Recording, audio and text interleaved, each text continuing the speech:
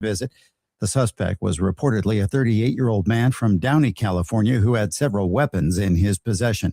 The World Health Organization is warning people about the health risks associated with wildfire smoke and offering tips to those impacted. Monica Nelson reports. The smoke is made up of a mixture of gases and very small particles released when trees and vegetation burn. People exposed to wildfire smoke can experience coughing, eye and throat irritation, and headaches, with the smoke possibly leading to respiratory issues and making asthma worse. WHO officials say if you can smell the smoke, then it's present, and steps should be taken to reduce exposure. The organization recommends staying indoors. Don't use fans or air conditioners that draw air from outside, and wear an N95 mask if outside. Celebrity blogger Paris Hilton is reportedly in a Florida hospital. Internet personality Perez Hilton is reportedly receiving professional medical care after Miami-Dade deputies responded to his residence in Westchester last night. Concerned viewers alerted police after a graphic video appeared on Hilton's live stream, apparently trying to hurt himself. Hilton's management team states they are prioritizing his health and well-being. The sheriff's office confirming that the individual was alone inside the home and safely taken into protective custody. There is no update on the 48-year-old's condition this morning. National mental health resources are available 24/7 by dialing 988. Natalie Rodriguez, Miami. From America's News Network, USA Radio News. Maybe this is you too. There's enormous frustration right now with healthcare costs. It is amazing. Healthcare costs for families in the last 20 years have almost tripled, and it just keeps getting worse. All this to say, this is why MediShare is so in demand right now. People are looking for alternatives. And MediShare is proven you can save thousands of dollars a year and actually like it more. Over 1 million Americans are now part of healthcare sharing, and MediShare is the gold standard. It's trusted. It works. It's been helping people save money and have peace of mind now for 30 plus years. It's not some big impersonal thing either. It's a community of people like you helping each other. So yeah, if you're frustrated too, here's your chance to make a refreshing change. You'll notice the difference as soon as you call. They're easy to talk to. You can get a price within 2 minutes. Here is the number. Call 855-SHARE-40. That's 855-SHARE-40. 855-SHARE-40. Pennsylvania Senator John Fetterman is criticizing what he calls the growing influence of socialist and communist-aligned voices within parts of the Democratic Party. Speaking at the Israel on Campus Coalition Conference, Fetterman said Democrats should avoid embracing extremist ideologies and also voiced concern over what he described as an increasing anti-Israel sentiment among some progressive activists. A federal judge is temporarily blocking New York from enforcing laws requiring federal immigration agents to remove mask coverings and display identification. Mark Mayfield reports. In the ruling, the judge did concede the mask may create dangerous situations, but added existing law means federal authorities make policy for how federal laws will be enforced, not the states. Governor Kathy Hochul said masked agents do not make New York safer, saying her office is reviewing all legal options. However, a separate law that bars local police and jails from assisting ICE through specific agreements is allowed to take effect later this month. Our kids are going back to school and they face overload, but it's not in the classroom. According to the American Academy of Pediatrics, the average school backpack weighs over 15 pounds, which exceeds safety limits of no more than 10% of the child's body weight. Without lockers, kids are forced to carry the load: laptops, books, musical instruments, sports equipment, and more. Health officials say this year, look for a backpack with wide straps to better distribute weight, and maybe something with wheels. I'm Bree Tennis. I'm Ron Warner, USA Radio News. You can help put vets to work by donating your car, truck, or van. Your donation will directly support programs to help vets find jobs or even start their own business. Donate today for fast, free pickup of your vehicle. Call 800-209-4580 for 24-hour response. Call 800-209-4580.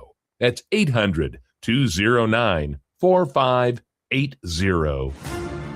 Dependable Lock Service is your source for replacement car keys, custom safes from Liberty Safe, and so many more lock and key services. With over 30 years of experience in lock and key industry, there's nothing Dependable Lock Service can't do for you.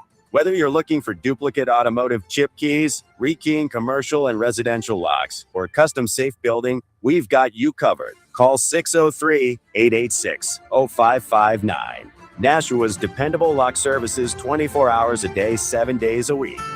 The sky's not the limit, it's just the beginning. I'm Ed Mullen from Nashua Aerial Advertising. There's no better way to advertise your business and or message than high in the sky. How can you make your advertising budget work for you? By putting your ads up where they'll stand out. The sky is an uncluttered, impressive venue. You can put your message over a region or location to target your desired demographic. Put your ads where they're needed. We provide coverage over communities through Merrimack Valley, Greater Nashua, Manchester, Lowell, and points throughout South Central New Hampshire and North Central Mass. Summertime beaches, sporting events, races, fairs, and festivals are all ready-made for banner telling. For more information, please visit us online at NashuaAerialAdvertising.com. And remember, the sky's not the limit, it's just the beginning. Tired of wondering where your money really goes? At Mammoth Nation, we built what was missing. The America First Marketplace. Every brand we feature is 100% American owned and operated, rigorously vetted for their values and committed to supporting our Constitution, law enforcement, and the American dream. When you shop with us, your dollar stays in the neighborhood, supporting families, veterans, and charities like Folds of Honor. No more sending your hard-earned money overseas to the companies that don't respect you here. Your dollar reflects your values. Your dollar, your values. Your America. Join Mammoth Nation today and be part of building a patriot economy by going to TruckersUnitedForFreedom.com affiliate page and hit that link. American built, America strong. Mammoth Nation.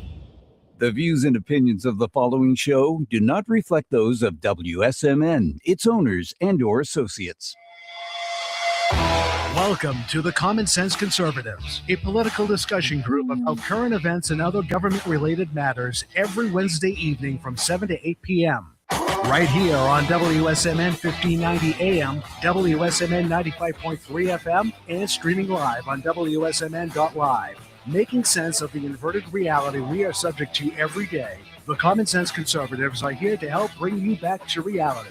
Now, your hosts, Chris Wyatt, Todd McKinley, and John Grothman.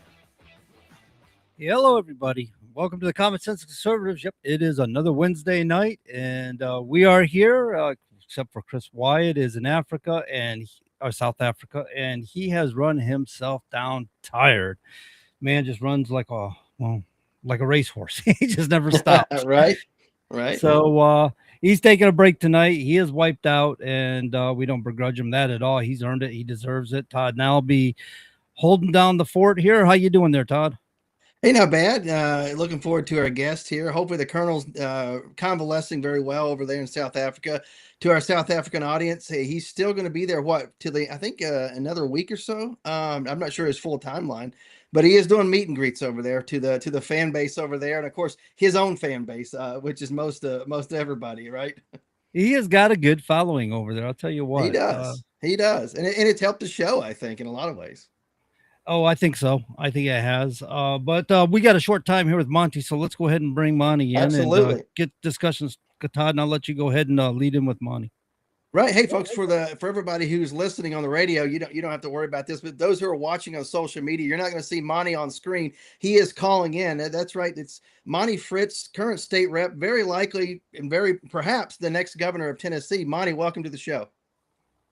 Hey, I'm good to be with y'all tonight, fellas. It was easier for me from where I'm at to just call in, so I appreciate your forbearance with me. Oh, absolutely, and I appreciate you. And of course, Monty, you tomorrow evening about this time, here in the East, polls will be closing. I think we'll be within an hour. Polls closing. Those early voting totals will start to roll out. What's the hope for tomorrow evening? Around this time, what are you going to be feeling tomorrow? We're going to gather starting about 6 o'clock at a facility over in Harriman and just kind of celebrate the journey and give thanks for the fact that God's given us the opportunity to put a message of Christ and Constitution across the state of Tennessee.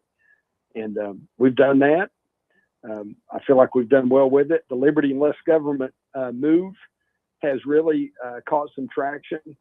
I think the other two camps are a bit in a panic stage now. They've spent a collective $20, $25, $30 million, and we've spent a few $100,000, and many of the polls show us in a dead heat.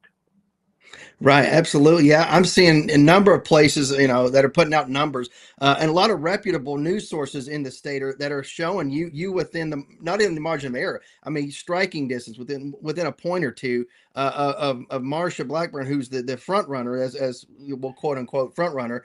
How does that make you feel? Thankful, grateful. To God be the glory. Todd, to be honest with you, this was something I felt called to do, and he's certainly faithful in all things. And we've ran what I would call a duct tape and baling wire campaign intentionally. We wanted the grassroots. We wanted volunteers, not paid staff. We don't use campaign managers. We consult and talk, but I generate my own thoughts, and I think people in Tennessee appreciate that. Right, absolutely. I've seen a few instances where some of your colleagues who have praised you in the past, been patting you on the back, right there with you, and now all of a sudden, I guess they're up against the wall at this point. Now coming out saying negative things about you. I mean, that's got to sting a little bit. I'm imagining. Well, not really. I mean, I expect it from some of them. Some of those poor fellas, when it comes to their constitutional voting record, with the Freedom Index, they score in the 50s and 60s. I scored 100 last year. They've been told how to vote for so long. I suspect some of them are getting phone calls and being encouraged, if you will, to say bad things. It's funny. Jeremy Faison, likable enough guy, but he'd said all these good things about me in this big plaque they gave me when I left about all the things we've done, and we've carried 5-6 pieces of legislation that honestly are first in the nation types of things. And he made some statements about that, but no hard feelings. Unfortunately, some of those men have allowed people to tell them what to do for so long. They don't understand leadership. They don't understand grit, and I just expect it from them. Right. And of course, talking about leadership, talk about grit, you've truly been in the fight. And I mean, actually served our nation in uniform, in harm's way, many, many times. You've had your fellow soldiers to your left and right actually lose their life. And I don't want to drum up any bad thoughts or visions here, but I've been there as well, Iraq and Afghanistan. How does that make you a completely different leader than, say, Marsha Blackburn or John Rose as governor? Well, Todd, as I do, of course, I reenlisted at age 40 and spent most of a year in Iraq. We were on active duty for about a year and a half, and most of 1 year was in Iraq in 04 and 05. And I think several things. I think decisions under pressure. There is no room for indecisiveness on the battlefield, whether it's in navigation or whether it's in engaging with the enemy or breaking contact. You have to be decisive. And, you and I learned that front toward enemy approach, so we confront things.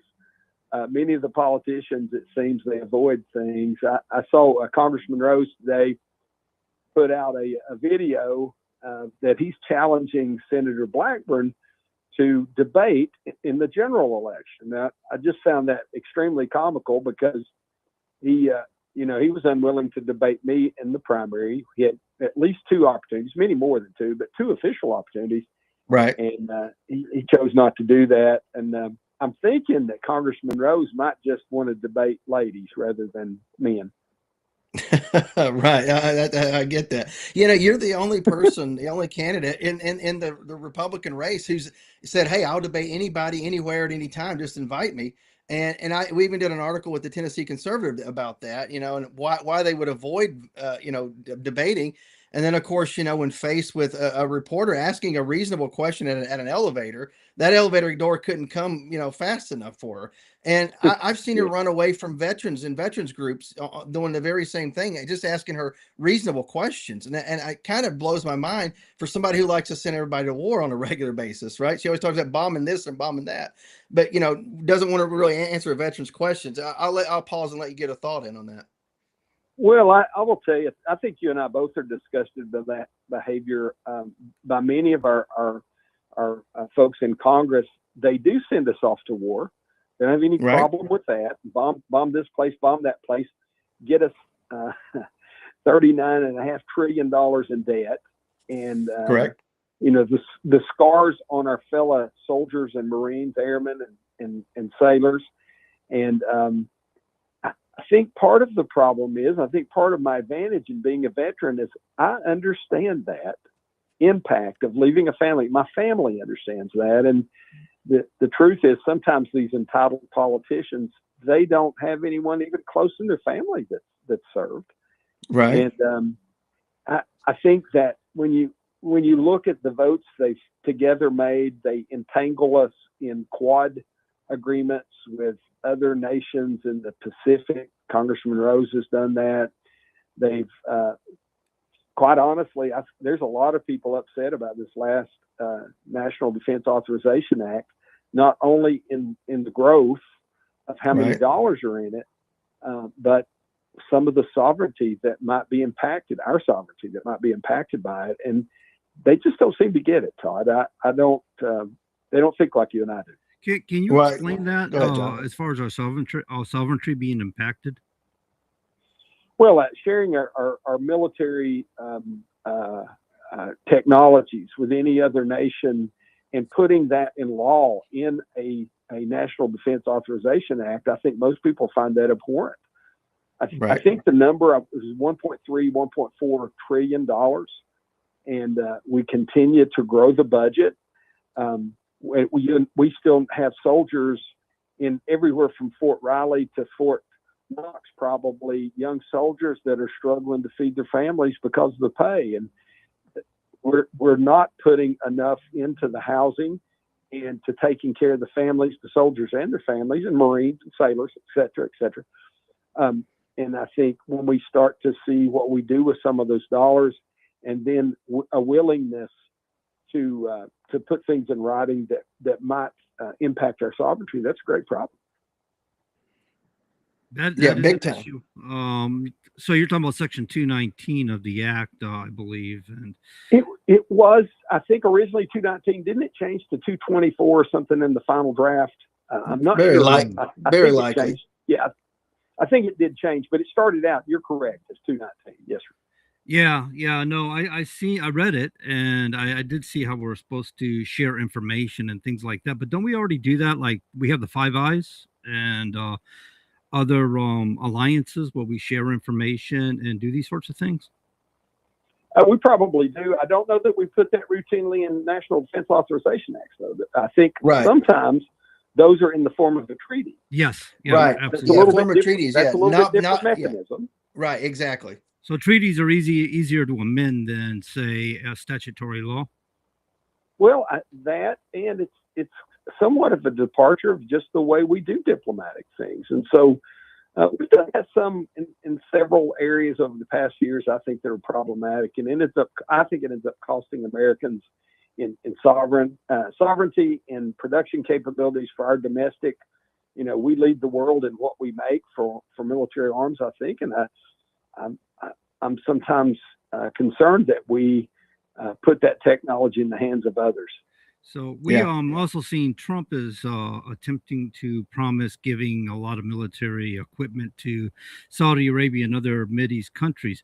But is this outdated equipment to us, or are we giving them updated equipment? Yeah, I don't know. I really don't know. In the case of the Saudi Arabia, I don't know.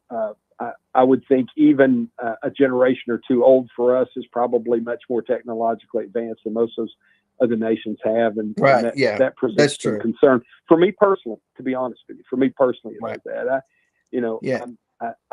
I want to make sure that we have the razor's edge superiority over everybody. We pay a lot to do that. Our defense budget is extremely large, and I think that it's concerning when some of that defense budget may be expended in transferring technology and equipping other nations that really in things that we don't have. I'm kind of also curious if we are the ones that supply weapons, say missiles and jets and fighter jets. They have computer technology in them. Does that give us an advantage if they try to use that against us? Yeah, don't know. I don't know. I don't have any subject matter knowledge on that. My thoughts are speculative, but I'm thinking, yeah, because we understand the software in there, unless they have a means to swap it out. Right. But we got about 10 more minutes here. 10 more minutes with Monty, and he's going to have to jet, folks. We're talking with Monty Fritz here. He's a gubernatorial candidate in Tennessee. Tomorrow's election day. Tomorrow evening around, maybe about an hour after this time, we're going to know some of those early voting totals. And of course, you can go to fritzfortn.com. That's FRITTS, the number 4TN.com, and see more about Monty. Monty, tomorrow, obviously we're going to know who the nominee is going to be. Let's say it's you. What does the next thing look like? What does the transition into the general election look like for Monty? Is it going to be more of the same? Is it going to be a lot of people trying to pour money into your campaign? What are we looking at? Is this going to stay a grassroots campaign? I'm just kind of looking at what the makeup's going to be for tomorrow, after tomorrow. We are going to maintain a grassroots approach to this. I suspect there will be additional access to funding for TV and things like that, and that's a good thing, and we want that. Right. But I still think that grassroots connection is tremendously important. We won't be allowing what I would call the establishment Republican to come in and change the path or the message or the platform of the Liberty and Less Government team. It's going to remain the same. We're focused on that. Right. I would offer as a part of that focus, back to our conversation we're having, much of that was federal decision. But in the state, things that we need to do better for our veterans in Tennessee. Todd, you and I know we've talked as the chairman of the House Veterans Caucus. We've had conversations. A little bit of a struggle just to make sure that our 100% disabled veterans property tax was taken care of. And there was even some discussion by Senator Briggs that he had been given from somewhere there in the Capitol, I think between the governor's office, comptroller's office, that if it had been necessary to fund the additional voucher program, that they would consider taking that money from 100% disabled veterans. I was shocked when I heard that. As a matter of fact, I asked Senator Briggs twice just to make sure I heard that correctly. And there's been a lack of focus on care for our veterans in Tennessee. While our budget from 2019 to 2025 expanded by 59% in Tennessee. That's not fiscally responsible, and that's not small government. But while our budget went up, our spending, in-state spending on veterans went down. And so we were able to get something bipartisan through this year. I think that's going to be helpful. Ronnie Glenn up in the Clarksville area sponsored. I signed on with it. Ronnie's Democrat. Of course, I'm a Republican. But to get a better assessment of a need for VSOs in the state. And I think that we need to move to make sure that we are equipped and funded in the county so that sometimes cumbersome VA system, we have VSO access within the state to help our American Legion posts, our VFW posts, to be able to get the benefits that these soldiers, sailors, airmen, and Marine have earned. Yeah, I agree with you. And what was great is we were actually in Monty's office. We had our first ever Legion family down the hill with the American Legion, which is a nonpartisan organization. I'm just full disclosure, everybody. And talking about, Representative Glenn and you guys both came together on that very day and kind of worked it out because, like you both said, veterans issues should be a nonpartisan issue across the board. And I appreciate that you agree with that. Absolutely. It is. I don't think we're doing enough. I think our disabled veterans property tax help is cumbersome now. I want to try to fix that. I have some legislation that we'd offered that would help all Tennessee property owners in a property tax reform, and it would have been beneficial to our 100% disabled veterans. We can do better than what we're doing there. If by the stripes in their body, they have earned both the respect and our help some. And in many cases, those stripes in the bodies of these veterans, these men and women, prohibit them from realizing the full income they might have realized before. Right. And so I think we can do more. I'm committed to do that. Absolutely. We got about maybe 5 minutes with Monty left. John, you want to ask a few things about truck driving and, of course, the trucking industry in the state? Actually, I had come across the post, Monty, not related to this show. Somebody just put it out there in your state. And I was kind of a confusing post about your take on religion or banning religions or something. Could you give us some clarity on what that may be about? Sure, I'm a Christian. I think that Christ is King. I think that Christ's words of "I am the way, the truth, and the life, and no man cometh to the Father except by me." I think that's absolute. And so, if you ask me if I'm a Christian, and the reporters sometimes take great liberty with the exact words they're given, right. and they try to change things often. I think there's some culpability in some of the cancel culture media when violence occurs, because I think they do it intentionally. But either way, if you ask me as a Christian if I ban all of the religions in the world, I'm always going to tell you yes, because I think Jesus is the way. And I think I don't want to see any person from any continent or from any background go to hell, because I think without Christ, that's where they're going. Our Tennessee Constitution, Article 1, Section 3 says several important things. First, it says that all men have a natural and indefeasible right to worship Almighty God within the dictates of their conscience. It goes on to say that no man shall ever be able to violate the rights of conscience of another. And what that means, I think, in combination of those two things, our founders were Christians in Tennessee and in the United States. They had a Christian worldview, anyways. And they were protecting that right to worship Almighty God. But they were also protecting the rights of conscience. So I can't tell you boys, as much as I may love you, I can't tell you who to worship, how to worship. I have no desire to do that. I think where that probably got, which surprises me, really, in what we've learned, when I said that Islam isn't a religion, it's a political movement, and that Islam presents a great threat to our republic and to our state. And I went on to say that we should categorize the Muslim Brotherhood and the Council for American Islamic Relations as foreign terrorist organizations. I think one only need look to Great Britain, where it's been reported that 26,000 British women have been raped by Islamo-terrorists there.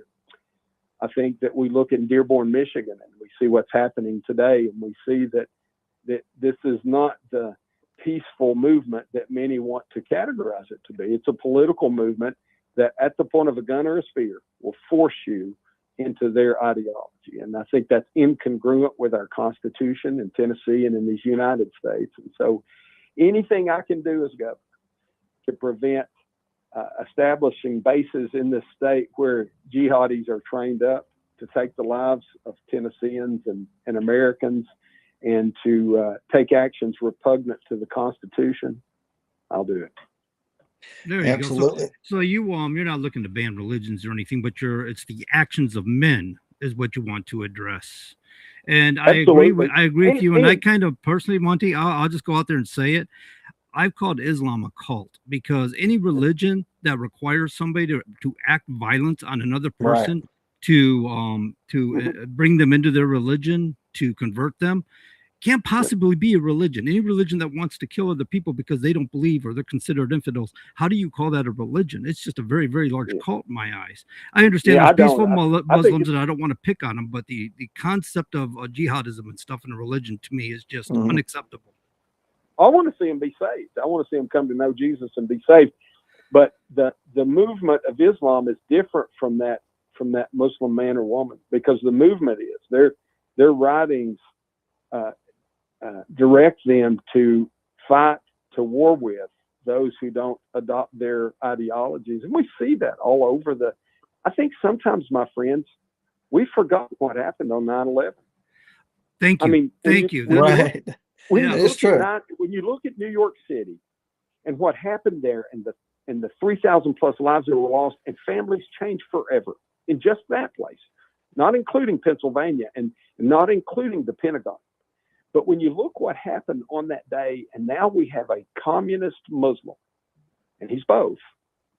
And I think the roots of, my opinion is, the roots of communism that we saw in Marx and Engels probably first in the 18th century, we are actually connected to the 600 AD establishment of Islam. And that makes people's eyebrows come up when I get that. But they both have the same concept of, we're going to force you to adopt our worldview, and you will only have what we give you to have. They're very common. So yeah, I see. I get your point. You know, if they're practicing a religion, fine. But when they want to force theocracy or overtake the country, then they're Right. violating certain laws within this country. And Right. I agree with you in those regards. Absolutely. So we only got a couple more, actually, probably at the end of our time here. Monty, any final thoughts or words? I know you got to run to another thing. Anything you want to talk about really quick while we got you? Hey, let's leave more money in Tennesseans' pockets. Let's get rid of this 4% state grocery sales tax. Let's allow Tennesseans in Roane County and Ray County and Rutherford County to spend those dollars and generate local revenue. Let's reform property tax, as we mentioned there just a moment ago. Let's stop this unrealized tax against unrealized capital gains and get that under control in Tennessee. And we should never have a Tennessee citizen evicted from their home or farm because they're delinquent in property tax. That just shouldn't happen. It's immoral. I want to fix those things. I want to recalibrate state government in Nashville in many regards. And of course, I think our Tennessee Department of Veteran Services, General Tommy Baker, I think he does a great job. I personally do. But I think we've probably not given him the resources he needs so that he can be better connected with our DAVs and our 10 vets. And I want to strengthen that. There was a report come out last year, I think, that ranks Tennessee as 38th in favorability for veterans. That is unacceptable for the volunteer state. So I think we can fix that. Well, there we go, folks. We've been talking with Monty Fritz, running for governor here in the great state of Tennessee. I know we're broadcasting live in New Hampshire, but we got an audience here in Tennessee that listens to and, of course, streams our show. Appreciate you being here, Monty. And, of course, after tomorrow, win or lose, you're always welcome back on the show. Fellas, I appreciate you. All have a good night. Yes, sir. God bless, Monty. See you, brothers. All right. Yeah, for the folks who are just tuning in, we're talking with Monty Fritz for governor here in Tennessee. Of course, Colonel Chris Wyatt, he's off this evening. He's feeling under the weather. He is in South Africa for our South African audience who may be listening out there. I don't know if the Colonel put it up on his stream or not, or his YouTube, whatever the case may be. But you're here with Todd McKinley in Northeast Tennessee, and of course John Grosvenor holding down the studio. And I just took your lead from you. Oh, that's all right. That's all right. You know, I don't mind. So No, right. It doesn't matter, man. It's a show. We just do what we do. Oh yeah, of course. No, I can tell you, Chris never connected us because we're not getting our South African comments and stuff, which is fine. He's not here and stuff, but we did get a lot of comments from your neck of the woods, Vito and Thomas, and so they bantered back and forth a little bit. I asked that question because there's a lot of confusion about, as he said, there's a lot of confusion about his stance on that. I think somebody put words in his mouth, and that's what happened. At least we got clarity on it. Right. And I understand had he said, I want to ban religions, well, that goes against the Constitution, obviously. But for him personally, as a religious person, wanting people to become a Christian, I can understand that, got it. But he also understands, hey, we have a Constitution. He explained it, I think, very well. I think he did. He elaborated on it fine. I understood him anyway. I hope everybody out there listening understood him, or at least those that was important in Tennessee to hear it. Right. But what's funny is, and I've watched this across, social media, especially, go back several months, who's Monty Fritz? He's a state rep. All of a sudden he's getting traction, a lot of grassroots support. The movement grew, and all of a sudden it was Monty Fritz to, Monty Fritz is this, he's that, he's a right. They wouldn't be throwing all this stuff at him, throwing all this negative press at him, and all the stuff that they're doing behind the scenes through social media, etc. If he wasn't having some positive impact somewhere, you know what I mean? People are seeing what he's about. I'm not saying he's going to win. He very likely maybe won't win, but he very likely could win. You know what I'm saying? He could win. Todd, from what I understand, what you're saying and what I heard earlier when you're talking about the stats and stuff in the polls, right? For a person in his position, he's done a darn fine job getting a leg up, getting out there, getting word out, and getting recognition.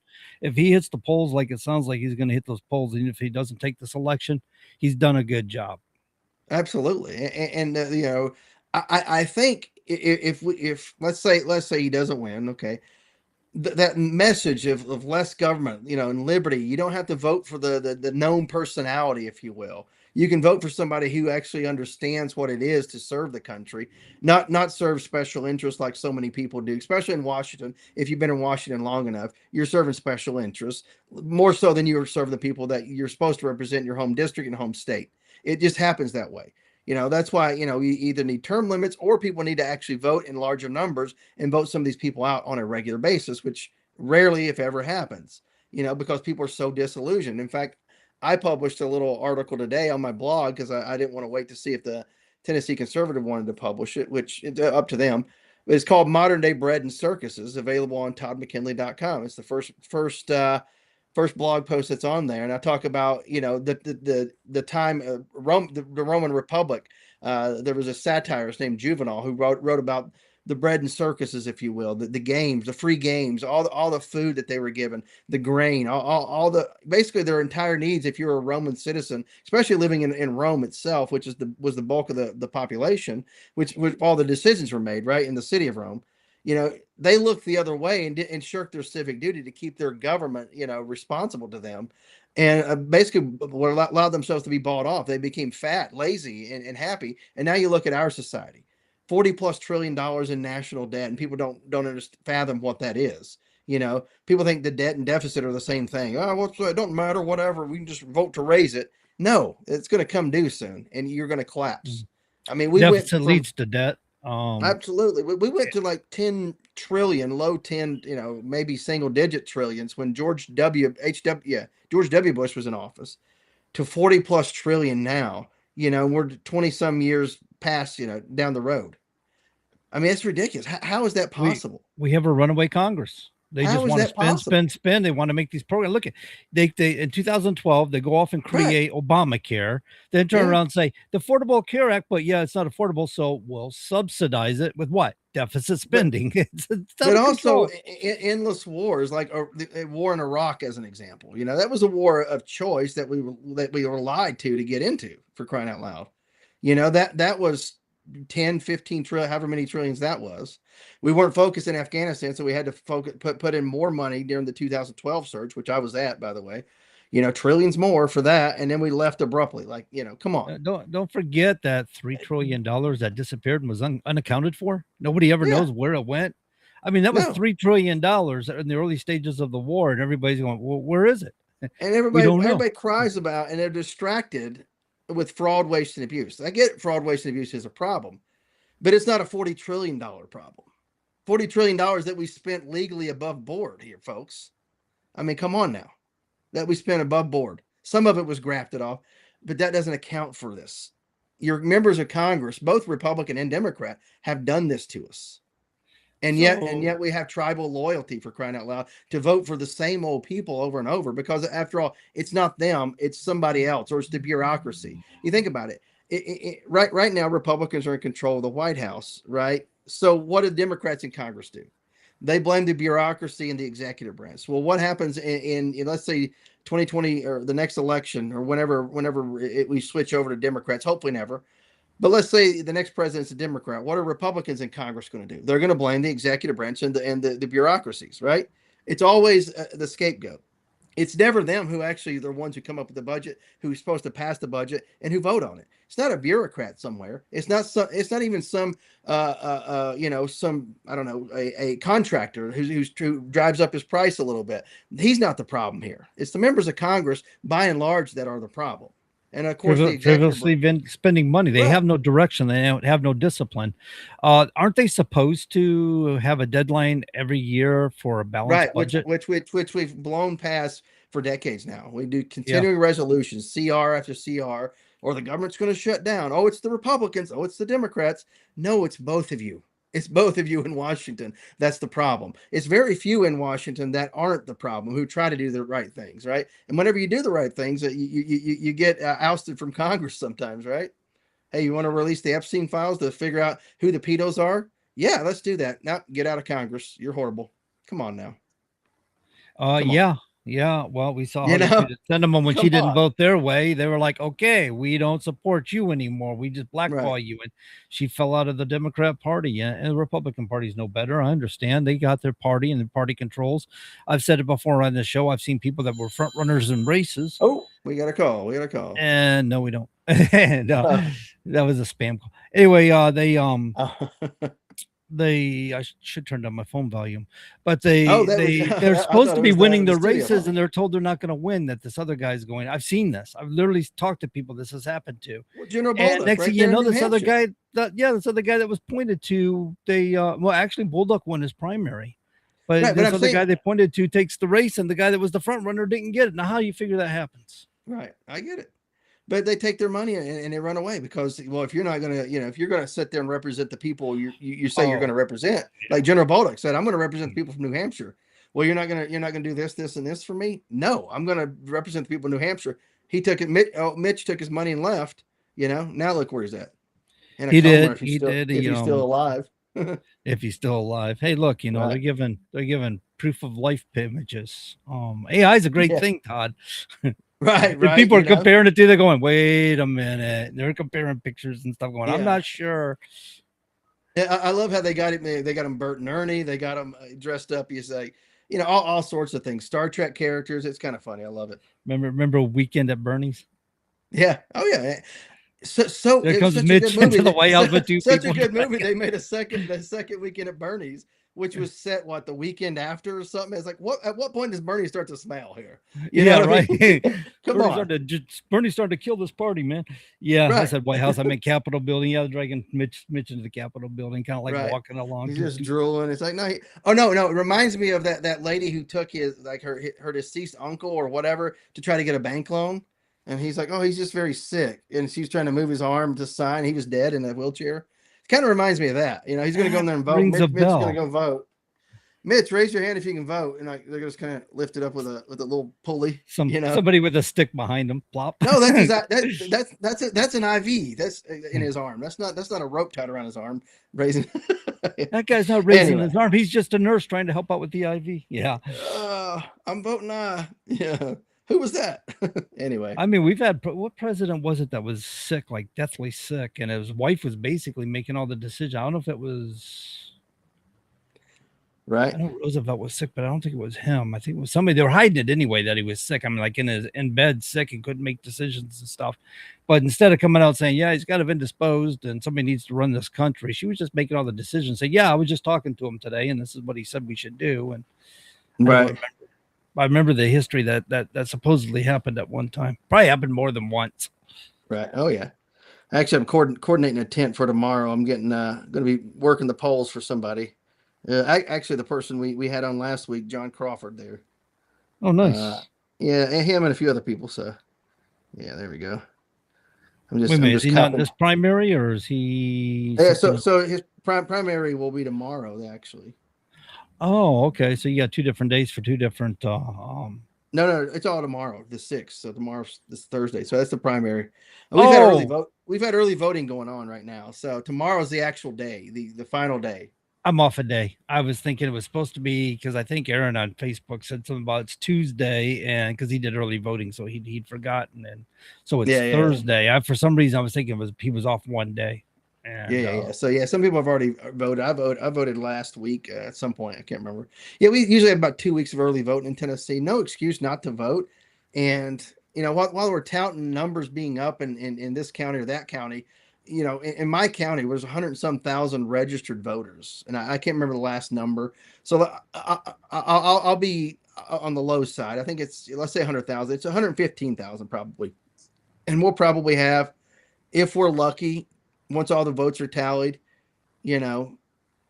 maybe less than 20,000 votes probably tomorrow. Yeah, in total. That'll be early voting. That'll be absentee, and that'll be in-person voting. Out of 115,000 voters, you expect to get about 115 plus thousand voters there, thereabouts. We'll probably have a little less than 20,000. If you're lucky, and it's a big turnout, it may equal to about 20,000 in this county, which is sad. I don't mind that it's a low turnout. I always say, don't vote if you don't know what you're voting for. I mean, I why bother? understand that. They'll just go in there and start coloring in circles, right? Yeah. But my thing is, if you intend to vote, generally you're probably going to do a little bit more research on candidates. I know people who go vote and they'll only vote for the people that they've done research on. It's like, I don't know these people, so I won't vote, and in Tennessee, every election generally will have, especially statewide elections, we'll have whether you want to retain judges or whatever. And a lot of times I'll just say, replace, because,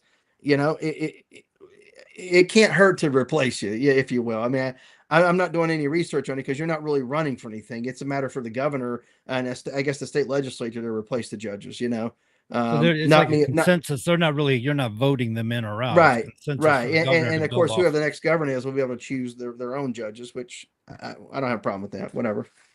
Oh, that's how the system works. That's how it works. Right. Right. So yeah, I don't know. I just think that low midterm elections normally do draw low turnout.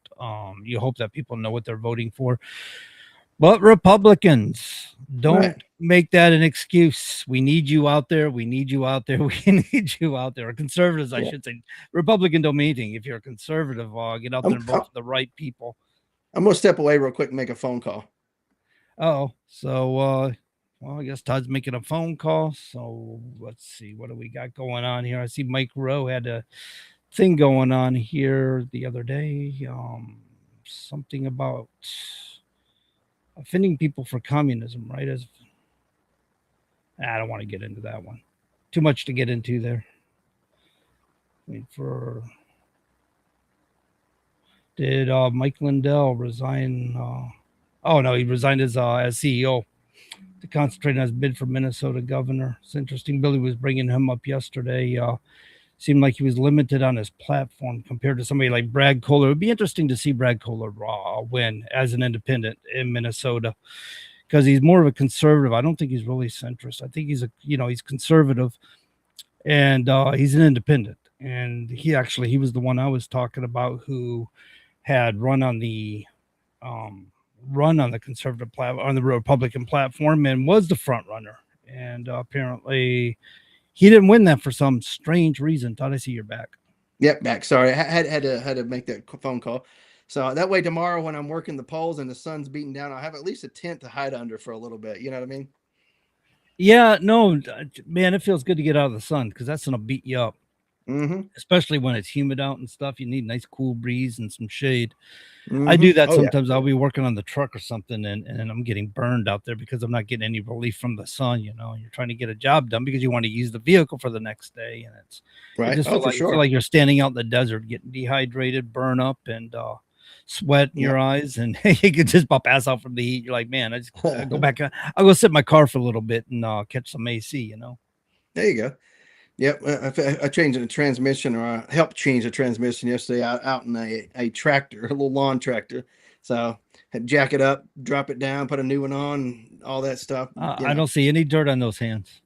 None at all whatsoever. I take showers. I wash my hands. Were you the guy that was pointing at it, going, just loosen that nut right there? You got to get that nut off there. I'm telling you. Well, you got to have the guy who point. It's a union job, so you have to point things out, right? Yeah, no, I'm just busting on you, of course. No, it's the joke whenever you go to like a construction site. It's like, it must be a union job because you'll have 6-7 guys standing around while one guy's digging or working, right? The one guy's digging is a new guy that really needed the job. Everybody's watching him work. Be careful for that pipe. We laid that last year. Yep. Yeah. So anyway, we got a few minutes here before the top of the hour break. So what's shaking in New Hampshire there? Well, let's see what is shaking in New Hampshire. Seems like I should know. I was thinking more about Mom Donnie trying to go to somebody's funeral to give a eulogy. Somebody he didn't even know, right? Sergeant, wasn't she? She was a sergeant. She died in Jordan in that attack. Right, yeah. During one of the attacks, and he wanted to go. He had a prepared political statement he wanted to make, and they're like, "We don't want that here." I think they told him, like, you can come and pay your respects, but you're not speaking. Like I think they were adamant about he wanted to speak. He wanted to say something, and I want to say something about this. It's Trump and this and that. And they're like, no, we're not going to have that at this funeral. That's rude. That's really rude. I mean, I don't care if you are a communist or if you're a Republican or whatever, trying to crash somebody's funeral and make it politicize it like that. Right. I mean, they're grieving. They don't need that. Right. And you think about this, Mom Dottie, they open up the city-owned grocery stores where, get this, you have to show an ID, right? You have to show an ID, and of course you have to show that you have need for the grocery store or whatever. So you have to show a driver's license or some other state-issued ID to get the food, but to vote, that's a bridge too far, apparently, right? In New No, York. you need an Yeah. ID. Yeah. But homeless people don't have IDs, Todd. Well, you know They don't what? get to eat. Yeah. Well, they know that this idea is not going to work anyway, so they try to figure out a way to regulate it. Hey, make them have an ID, make them show an ID, right? How stupid are these people? You know? Well, no, I understand. Logically speaking, I understand why they would want an ID. I mean, you get people coming from, say, across the river or out of the city. Said, oh, I'm just going to beat feet over there. It's so much cheaper. It's worth the toll, you know. So it'll damage their program if everybody's coming from all over the place, jumping on it, or they're Right. not from that area. So you'd think it would be more damaging. I don't know. Maybe, yeah, it probably would if they're subsidizing it or whatever. So I understand, logically speaking, just like logically speaking, you would expect it's okay to present an ID to vote. Everybody has one. These kids going to college have IDs to go to college. It's state issued or Right. college issued. They got some form of ID to show that they're there. Most of them have cars they're driving, so they have a driver's license. So I don't know what the issue is about this. It's as Chris said earlier, when we first started the show, people of minority status do have agency too. They're not helpless. Right. They're Right. not stupid. Right. Absolutely. And it's weird. People try to do the stereotypes as if stereotypes are, something that's a catch-all for everybody. Yeah, there may be a stereotype because it's more common, say, in one race or another, this and that, whatever. But it doesn't mean it's everybody in that race. Like you could say a stereotype for white people from the South is we all talk like this and that. It's a stereotype. It's not true. Or that we only have What, one or you two don't? teeth in our mouth, or shut up, or we only have one or two teeth in our mouth. Clearly I have my teeth. You know what I mean? Anyway, stereotypes. It may be true in some situations, with some people, but that doesn't mean it's everybody anyway. All I'm telling you, Todd, is you can't go dating strangers. Yeah, right.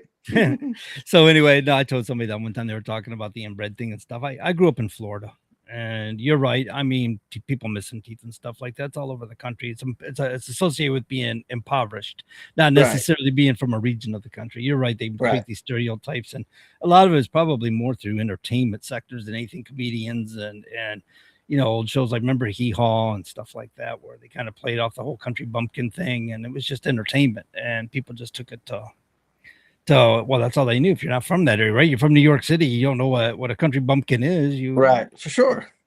Yep. You just assume, and you find out. You go to some farm in Tennessee or Georgia or something. You happen to find out, oh, that farmer's intelligent. He's not a stupid man at all. He knows what he's talking about. Right. Well, yeah. I mean, the thing is, just because you're a farmer, you have to understand a lot of things. You're running a business.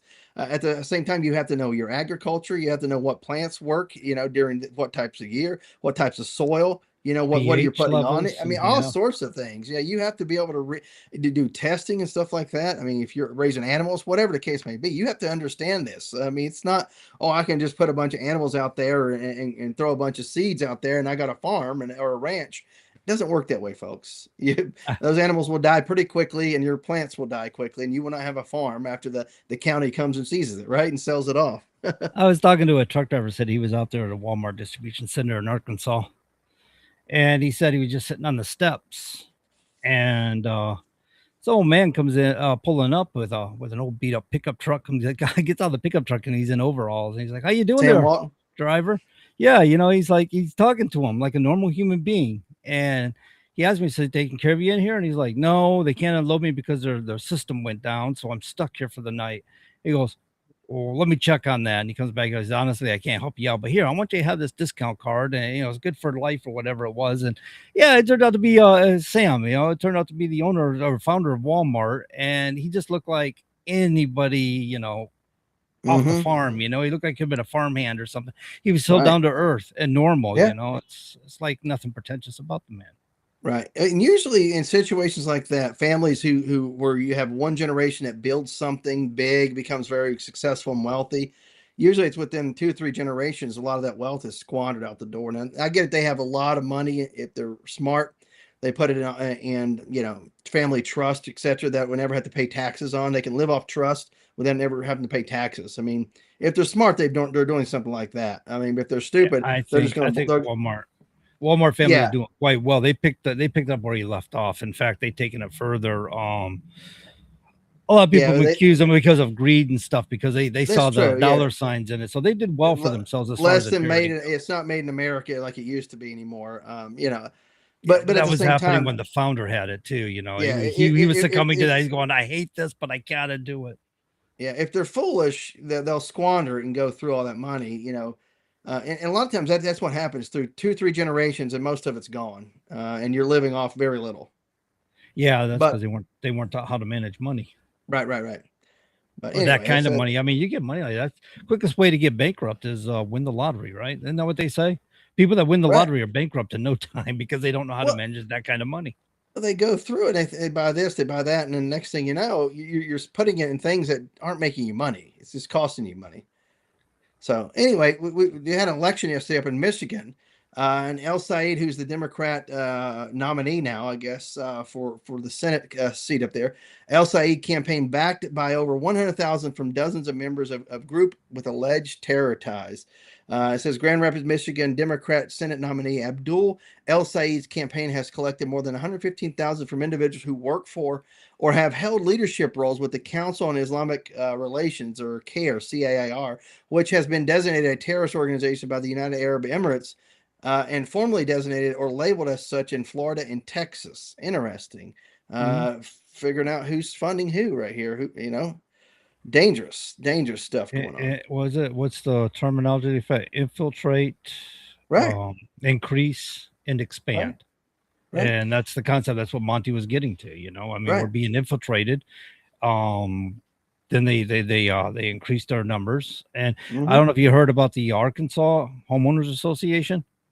You have to sign a buyer's agreement to agree to Islam and Sharia laws to live in that homeowner association, which I'm pretty sure that's not quite legal. I don't know. I don't know how it works out in Arkansas, but I'm thinking, no, I don't think their laws would allow for that. These are the types of folks that we need to get out of the country. Those are the people that need to be deported because they're trying to do it on the fringe. It's like, oh, we're not radical. We're not having a training camp. We're just having a community. Yeah, right.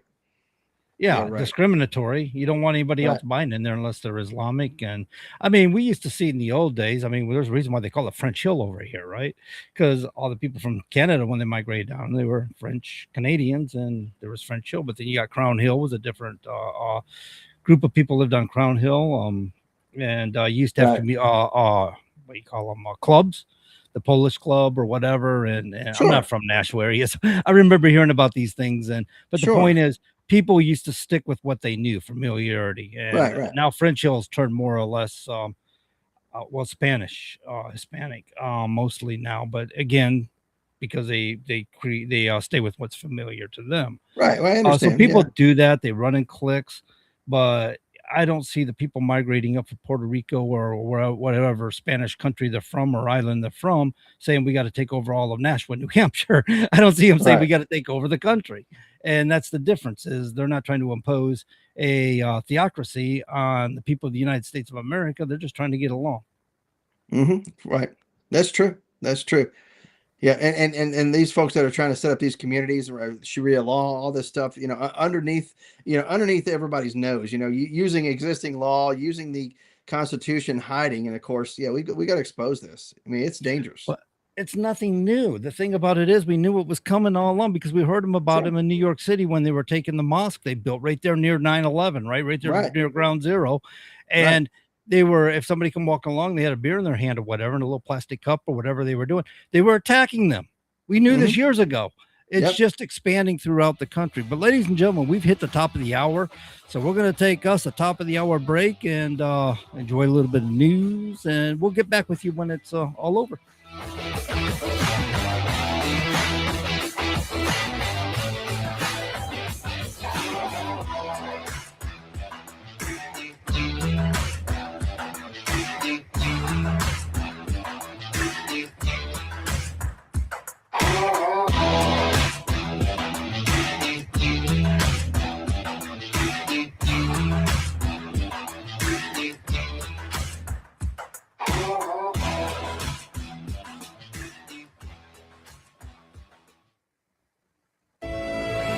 Broadcasting from 200 Main Street in the beautiful and historic Masonic Building. This is WSMN 1590 AM and WSMN 95.3 FM Nashua. Streaming live at wsmn.live. USA Radio News, I'm Anthony Lucero. 2 cyber attacks on municipal water systems in New Jersey last week are reportedly being blamed on Iran. The communities which are not being named had their automated systems go down and they had to go to manual operations. Several other states had similar cyber attacks on their water systems. And there are reports that investigators believe Iran is behind the attacks. Officials say the incidents involve vulnerable, exposed control systems. There did not appear to be any disruptions to the water supply at the communities that were attacked. In New Jersey, I'm Scott Pringle. Vice President J.D. Vance says the White House Fraud Task Force has identified $230 billion in suspected fraud since President Trump created it by executive order back in May. We would love to work with Democrats in Washington to codify some of the anti-fraud actions that we've taken and to take it to the next level. Vance is urging Congress to establish a broader bipartisan federal anti-fraud effort. The Justice Department has charged 5 alleged leaders of the Jalisco New Generation Cartel with trafficking cocaine and meth into the U.S. Acting Attorney General Todd Blanche. We're also announcing today with the State Department more than $100 million in rewards for information leading to the arrest of not only the 5 that were just unsealed today, but 3 indicted, previously unsealed cases against additional CJNG leadership. The suspects remain fugitives as officials raise the reward for cartel boss Juan Carlos Valencia Gonzalez to $25 million. The FBI says active shooter incidents rose 42% last year, with 34 cases reported nationwide. The Bureau says every shooter acted alone, all were male, and nearly 70% of the attacks were pre-planned. It was a mixed day on Wall Street. At the closing bell, the Dow Jones Industrial Average added 263 points, the S&P 500 fell 12 points, and the Nasdaq dropped 221 points. I'm Sarah Lee Kessler. From America's News Network, USA Radio News.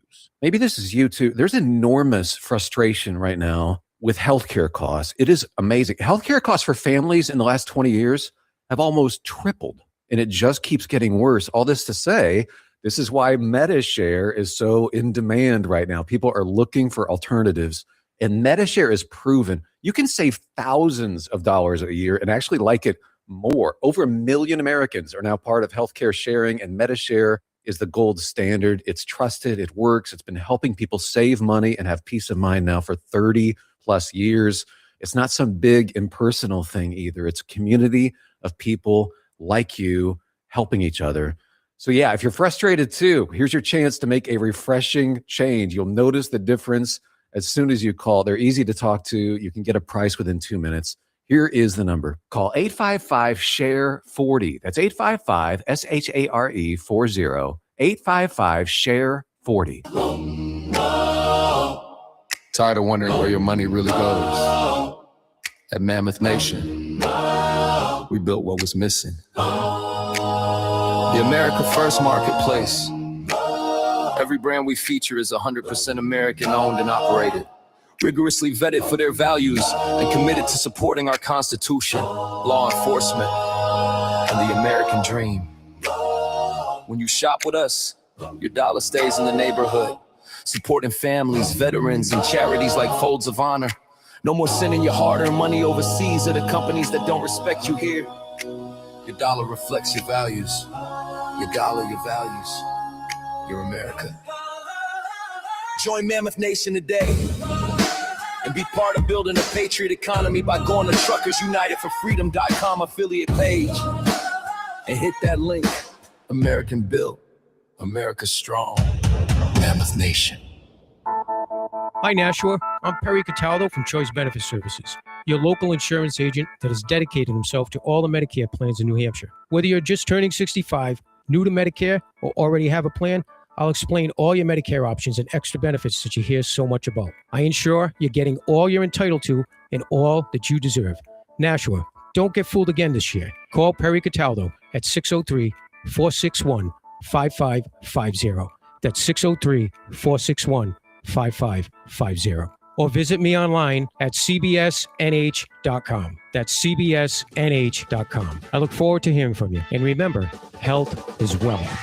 Continuing the legacy started in 1904, Roger Pellerin of Gate City Monument Incorporated continues to provide the same high-quality monument, custom headstone, and stoneworking craftsmanship today that they built their reputation on over 100 years ago, servicing Nashua, New Hampshire, as well as nearby areas in Massachusetts, such as Lowell, Billerica, Chelmsford, and beyond. From creating custom monuments to memorialize, to landscaping and granite work or restorative services, each job is done to your satisfaction and is backed by decades of experience and integrity. If you're thinking about stonework, think Roger Pellerin of Gate City Monument. Visit online at gatecitymonument.com. Stop by and meet Roger at 321 West Hollis Street in Nashua, or call 603-883-7141. That's 603-883-7141. Gate City Monument, memorials of distinction for people who care. All right. If you're just now tuning in, you're listening to the Common Sense Conserves right here at WSMN, downtown Nashua, New Hampshire. And if you've been listening to the previous hour, Todd and I was getting a lot on Islamicism or Islam, whatever you want to call it. Right. But I just want to take a moment to clear some stuff up here, because we do get on that pretty hard, and getting closer to 9/11. You know, it does hit us a little bit in our chest. You know, because we haven't forgot. It's been 25 years now, and we're not going to forget. We're not going to forgive regarding such a matter. So, but there are people out there, you know, I don't know about you. I walk down the street, and if I see somebody wearing a burqa, I'm not side-eyeing them. You know what I'm saying? No, I'm not judging people because they are Muslim. What I'm judging is jihadist Islamist ideologies, the ideologies that push forth and say, well, like Monty said, you know, by spear or gun or other, you know, we're going to force you into our religion, and we're going to force you to convert. And something that people who are peaceful Muslims, we'd like you to take into consideration. If you're supporting a church that supports terrorism, you're supporting the wrong thing. And this is what we take issue with. I've seen Christian churches that say, we're not all about this separation, as separatist ideas you have. We're not about this here. And they'll break away and create something new that's more to their liking, so that it represents their beliefs better or stronger. For sure. And I'm kind of confused, Todd, why Islamists don't do that. Muslims don't do that. Why is it that they stay in the same? I don't see a separation anymore. And I know there's people that are from African countries that are Muslim. They didn't come from the Mideast, and they don't carry the same ideologies, but you don't see them distinguished. And I'm kind of curious why that is. I mean, do they actually have portions in their Quran that they've cut out parts about the being jihadist, or it's okay to kill people that are infidels or rape? Well, but there are sections of, say, that even the Bible that are like, you look at it and you're like, wait a minute, that's kind of questionable, right? I'm not calling out the Bible for anything, but there are passages in the Bible you're like, wait a minute here, this doesn't seem... In the Old Testament, they were directed by God supposedly to kill all, I think it was Muslims, right? Conflict between Jews. Well, no, Muslims didn't exist. No, it wasn't. It was Arabs. You're right. It was Arabs back then. Right. Or maybe it was other Jews. It was Canaanites. Muslims didn't exist until the 600s. You know? But they were directed to kill all their foe at one time, even the women and children. And so you think, wow, God, that's kind of harsh. But you got to think, you're saying we don't see it, but you got to think, you know, how many Muslims are there in America? How many mosques are there across most Americans? You know, most Americans aren't going to see a mosque unless you go to a larger populated area. You know, then you may see a mosque in a city or whatever. Even in those situations, you have a lot of people who, you know, maybe they're Middle Eastern, whatever, you know, they're Arab, but they're not practicing Muslims, if you will. They're, you know, like a lot of people in America that would say they're Christian, but they're like, they don't really practice, you know, on a regular basis. They're not going to, you know, to mosque. They're not going to all this stuff. You know what I mean? But there's a lot of people that do call out, you know, the radicalism, the people who are about jihad, etc. They're like, that's wrong. You know, that's kind of like people who still live the Old Testament. They're like, wait a minute, that's something we shouldn't be doing now. You know, we live 21st century. That's something from some bygone era. You know, and they don't practice that. People that I serve with in the army, they're like, yeah, we don't practice that. That's nuts. You know, these are people who are crazy. And I know a lot of people that were Muslim who, you know, were right there, you know, to your left and right, giving as good as they got, you know, as far as who we were fighting. You know what I mean? Yeah. Yeah, no. I mean, Actually, there was a lot of people that I've worked with. Being a truck driver, I work with a lot of veterans, as you Right. might can imagine, Oh, right? for sure. Right. And I've had some of them say, no, man. There was one guy in particular, I think he was more famous, and he signed up for like 6 tours or something. He says, no, I love those people over there. There are a lot of good people over there, and they deserve to There be are a lot of good protected. people over there. And he That is eventually true. lost his life defending for them. He was more about defending them than he was thinking about, the purpose for our Constitution for the U.S. government. Then his mind has shifted for those people too. And so there's a lot to love and appreciate, and I'd be a hypocrite to say otherwise, because my wife's family comes from Lebanon and Syria and stuff like that. So my daughter would have some Mideast blood in her, As an example, a lot of our interpreters that worked with us and served us, they're like, listen, the radical people, they're fairly uneducated, they're crazy, they're brought up fanatical, and then there's a lot of us, millions of us, who are not fanatical, but these people are so crazy and they're willing to kill all of us. It's to keep the peace. We try not to raise much of a stink. It's like, you know what, we're going to be over here doing our thing, you do your thing over there. And because if not, they just kill each other. You know what I mean? I don't quite understand it, how it's gotten to be that way, but they're also held hostage in their own countries in a lot of ways. Well, look at what goes on in Palestine. Right. They don't appreciate Hamas, and they're threatening Hamas. Look what goes on in Iran. I mean, they killed 40,000 people, their own people, because they disagreed. And then historically, you look at the people who run these countries. It's usually strongman. Iran, as an example, it's strongman theocracies, autocracies, and all this stuff. It's the very few at the top are making any decisions, if you will, and everybody else is basically the same. Kind of what they want to have in America. Everybody's kind of equal in misery. That's the way it is in most of these countries. They want a few elites at the top making any decisions, and that's the way it is. And a lot of them just use Islam as a cover to control people. I mean, you go back far enough, the Catholic Church, use religion, use their positions to control people in a lot of ways. You couldn't have Bible study in your own home without a priest there, or it was heresy or whatever the case may be. Weird stuff. People use religion all the time to oppress people, and it's not just Islam. It's just Islam is just the main religion today that's kind of doing that. But in regards to what you're saying, is we're talking about fear-based religion, fear-based politics, and you hear it all the time. Remember when George Bush was president? It was the terror. I mean, I have seen reporters and stuff that would start asking questions, and if you didn't like the questions or the tone of the question, he go, the terror's out to get you, and they'd shut up. It was a message saying, you've gone too far, shut up. And that's all he had to say, the terror. And so it was all about the fear, controlling the media through the fear, controlling people through fear, making people compliant because they're afraid. And you see this a lot in government. In fact, they do it with gun laws, right? They they attack people harshly, say in Massachusetts, and they make these erroneous gun laws that are really in violation of the U.S. Constitution, but they do it anyway, and they get away with it. And then they go after them. You can make people too fearful to want to own a weapon. Right. Well, it's like George W. Bush saying, you're either with us or you're with the terrorists. It's like, is that the only two choices here? Is with you or with that makes no sense. Like, is there other sides here that we could look at? I know I'm not. Todd, have you got any of those freedom fries lately? I know I'm not going to be on the side of the terrorist, but at the same time, do we need to go bomb the heck out of Iraq whenever the training camps are in Afghanistan at the moment? And at the same time, I think most of the hijackers, with maybe one exception or so, were from Saudi Arabia. You know what I'm saying? Like, is Iraq really the people we need to be focused on? Now, I get it. He gave that speech just after 9/11, and it had nothing to do necessarily with Iraq, but Iraq was in their back of their mind, because at the Pentagon, they were saying, now we can do Iraq. Now we can go into Iraq. Afghanistan was a gateway to Iraq. And I told the wife that before it was announced we were going there. I said, you watch, we're going to Iraq. And we did. Of course. Because Iraq had more targets. I mean, Don Rumsfeld, the Secretary of Defense at the time, was quoted as saying, well, there's more targets in Iraq, Afghanistan is mostly desolate. It's mountains, maybe a few villages here and there. But it's really no sexy targets to blow up. Tunnels. They lived in caves and tunnels, and that's where they hid out. Yeah, right. Supposedly. Yeah. Right. Sure. I remember those video shots when they were launching. But really, what they should have just destroyed them while they were trying to escape. They let them up at Tora Bora. They ceased fire on them or whatever, and they escaped into Pakistan.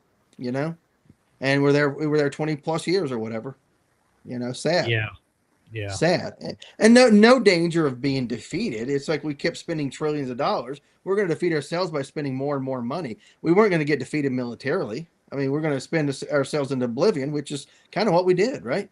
The Taliban wasn't going to take us over. Afghanistan's not going to take us over.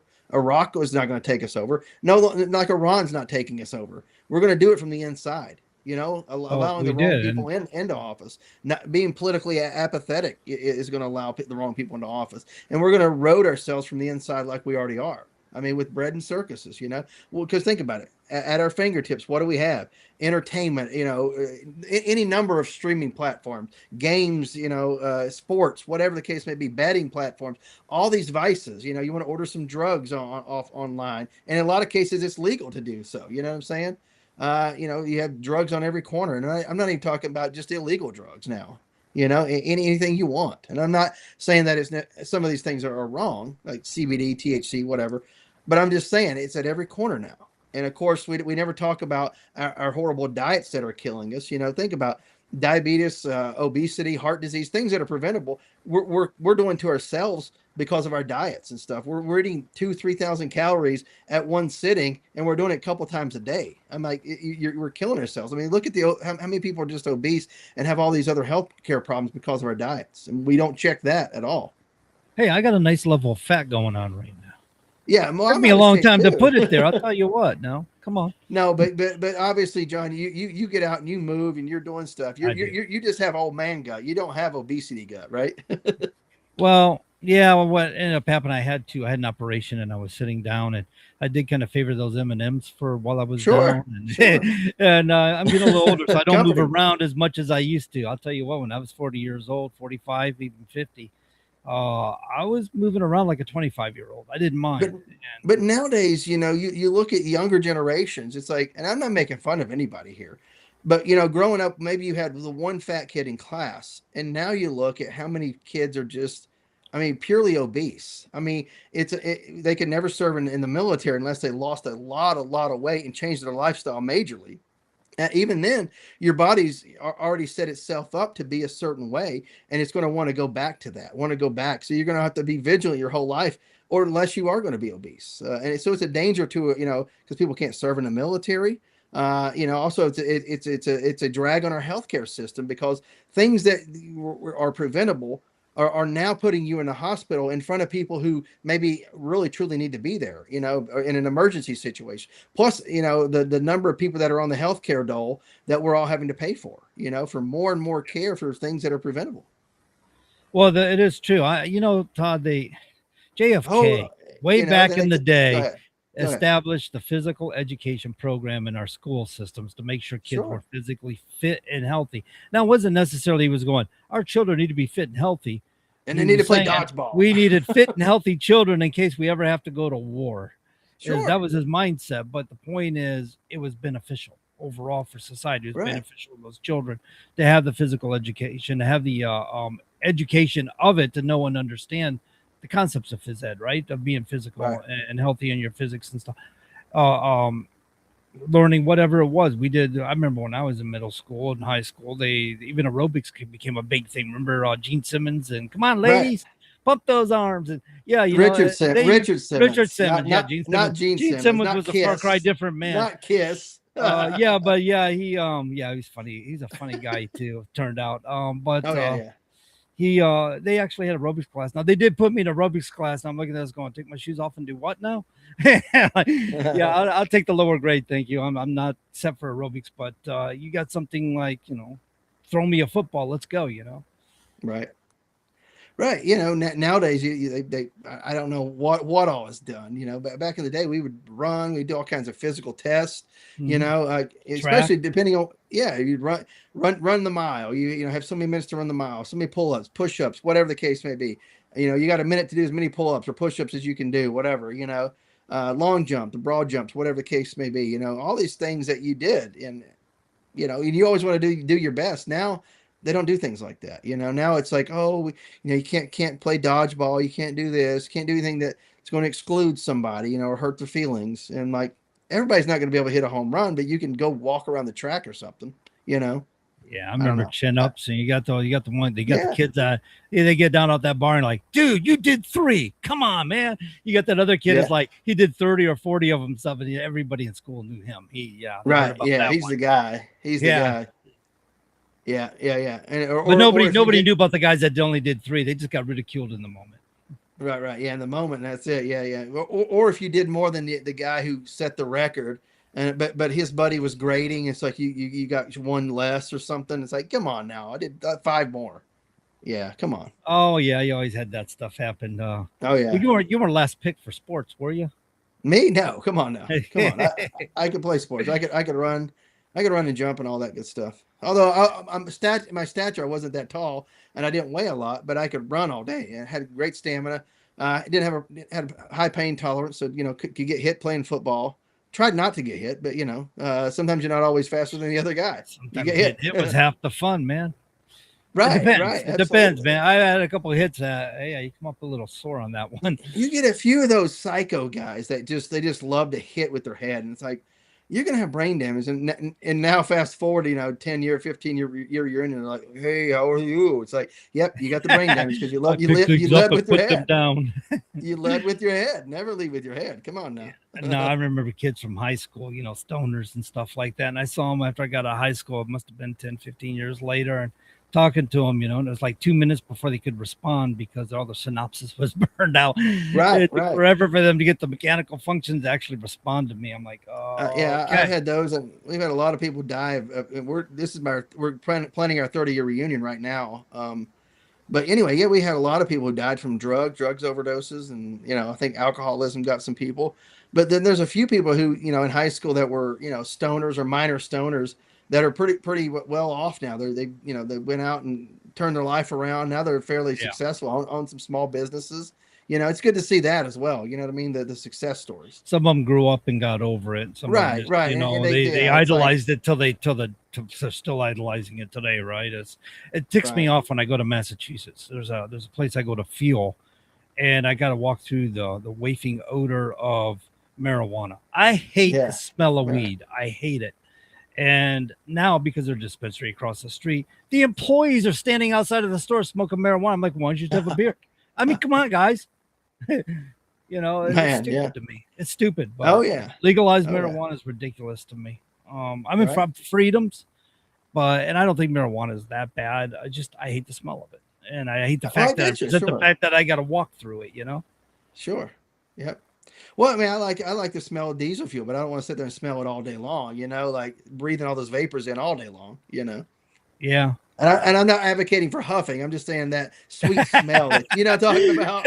Yeah. Or an old classic car, a hot rod. It's burning rich. That smell. You're like, oh, there it is. That gasoline. Those old V8s, man, were awesome that way. They did. You got that kind of when one went by, like, whoa, that thing's running. Yeah, hear that cam hitting. Oh, baby, that's awesome. But I don't want to smell it all day long. That one little whiff. It's like, there you go. That's good enough. Oh yeah. You got a little bit of whiff of it as you're walking by, but if you're a bit of a gearhead and stuff, you're like, yeah, I don't mind that.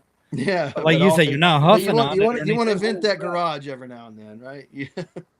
No, I don't want to stand there and smell it all day. It's one thing when a car goes by in the street or something, but yeah, stand there smelling it all day is that's going to get old fast.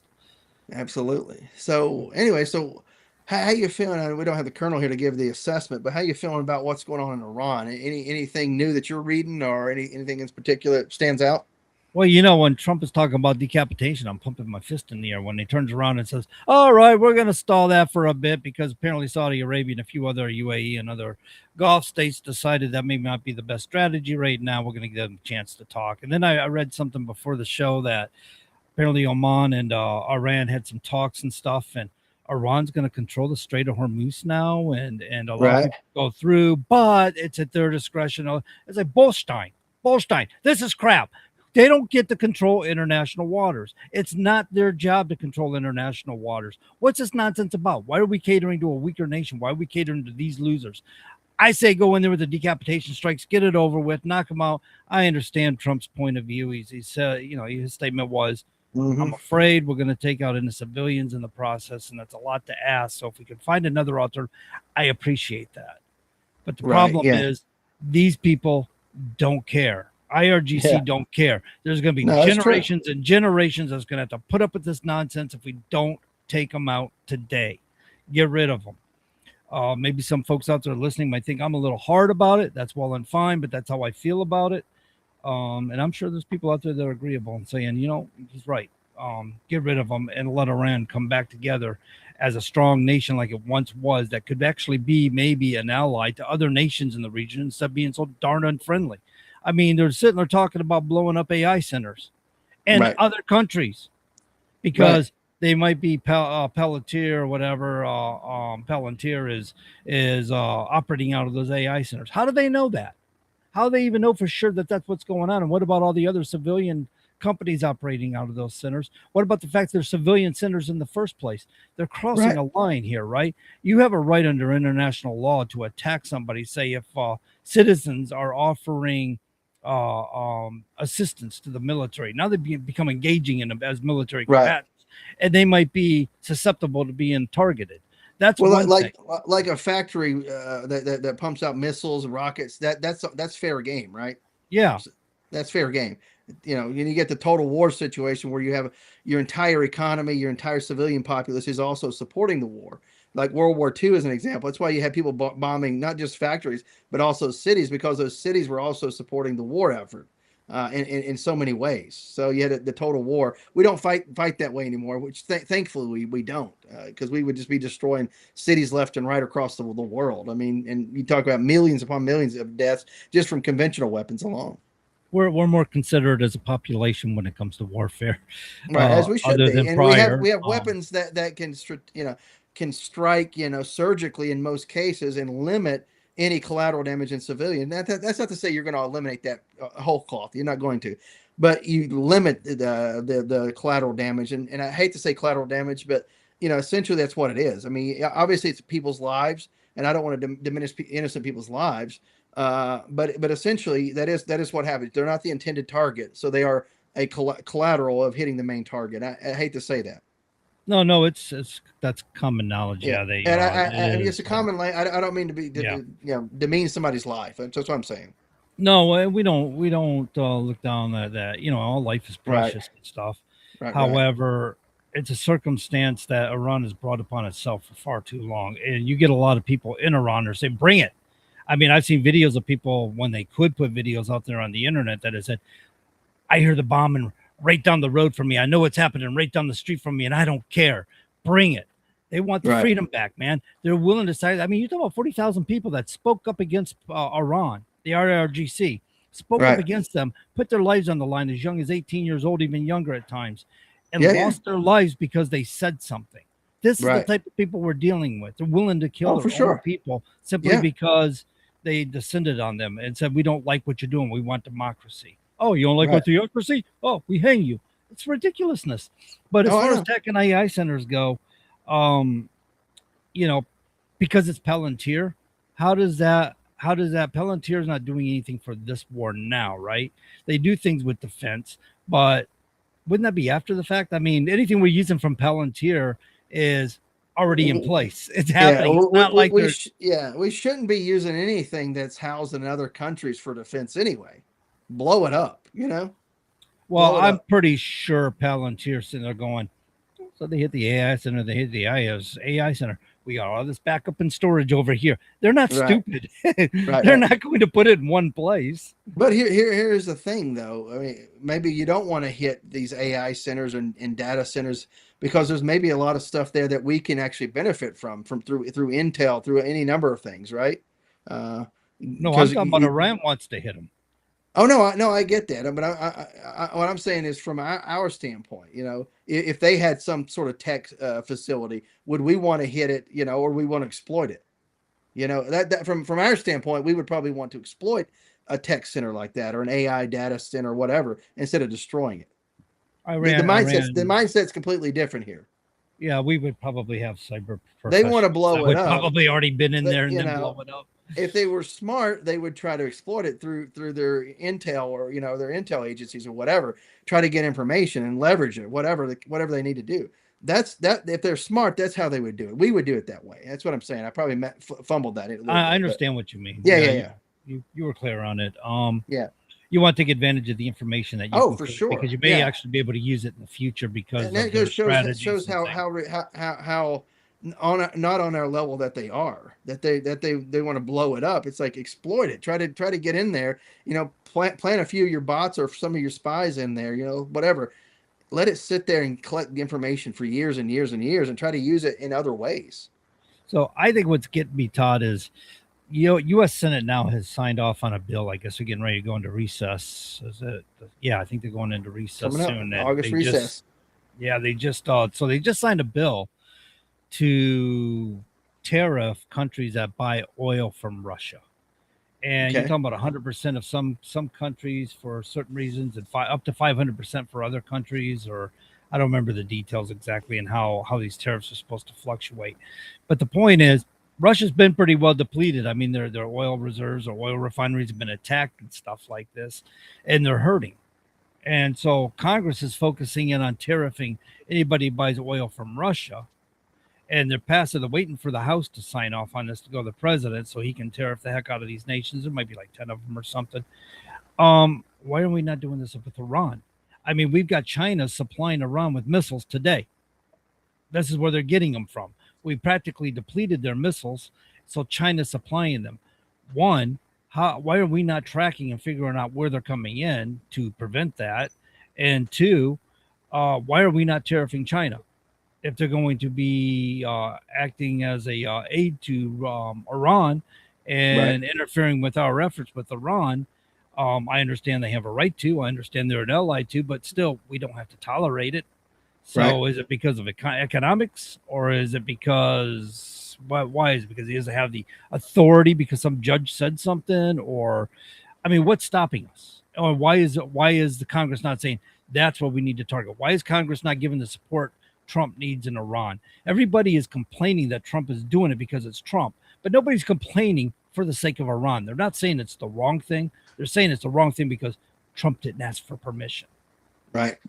And I think Trump probably should go to Congress and ask for a declaration of war or something, or give some sort of limited authority for a period of time and say, hey, this is what we're going to fund. Here's what we want. Here's the objectives and why we're going to do it.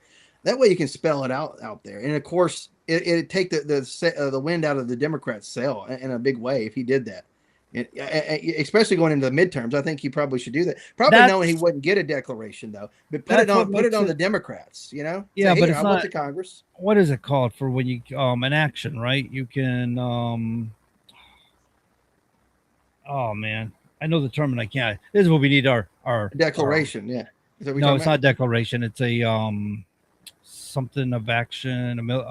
Authorize use of military force. Right. And so he needs an authorization. That's what he needs. And it's not necessarily a declaration, but an authorization would get us there. And you're right. I think if he did it, then when at least the politically right shows some support for Trump, then we see where, hey, you know what? Trump's not such a bad guy. We don't need to vote against him. Try to put Democrats in there because they want to create a balance of power.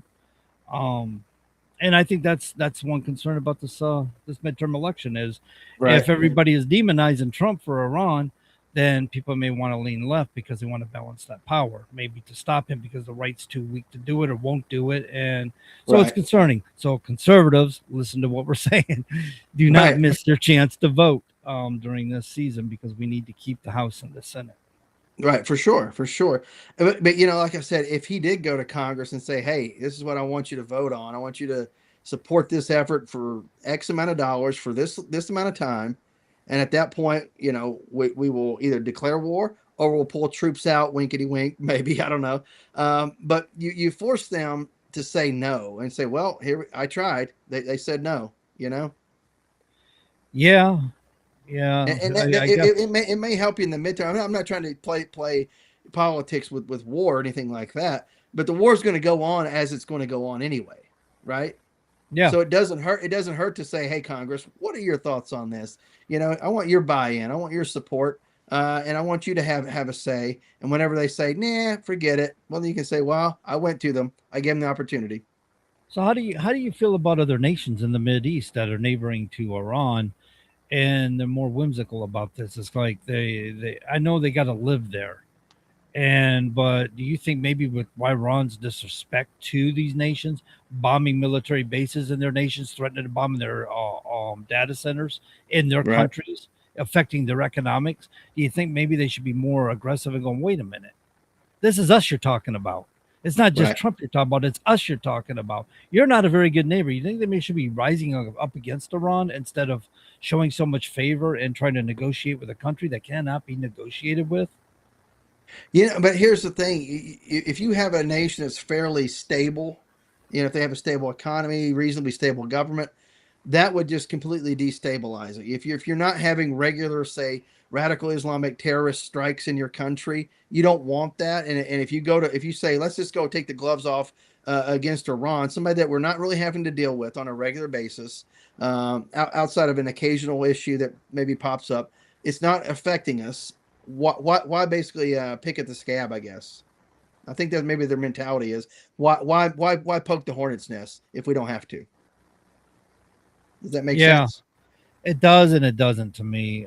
Because that's their backyard. Iran is the one. It is their backyard. That's why I'm asking this with you, is Yeah. because I understand they have their perspective, but at the same time, Iran is funding terrorist organizations within their country. Sure. And from my understanding, right now, a lot of these countries are trying to whittle that out. They're going after Hamas Right.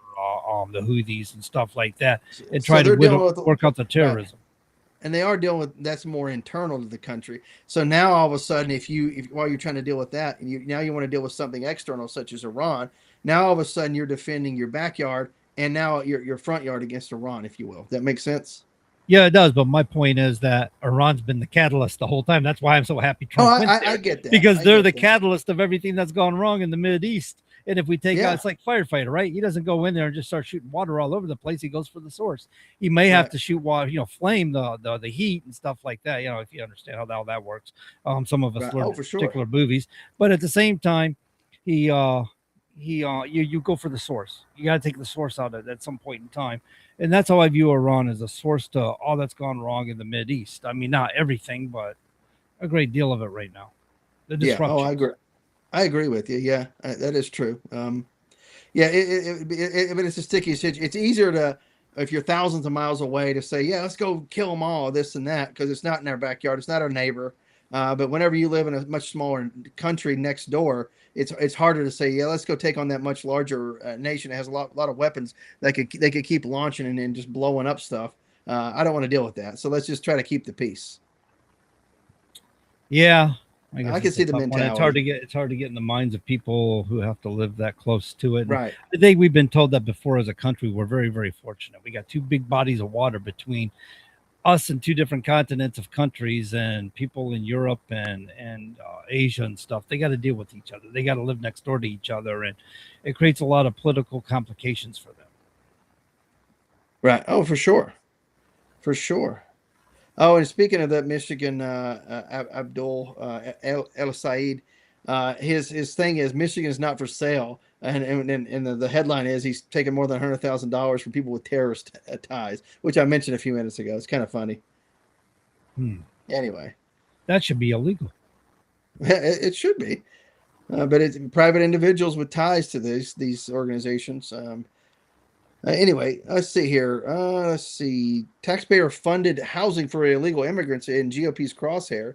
It's got to stop, says Senator Bill Hagerty, my senator. Of course, Senator Hagerty is introducing new legislation that works to restrict the illegal aliens from reaping federal housing benefits, blocking loopholes, and cutting off access for sanctuary cities to receive federal community development grants. Illegal immigrants have been allowed to participate in federally subsidized housing programs, Hagerty told Fox News Digital.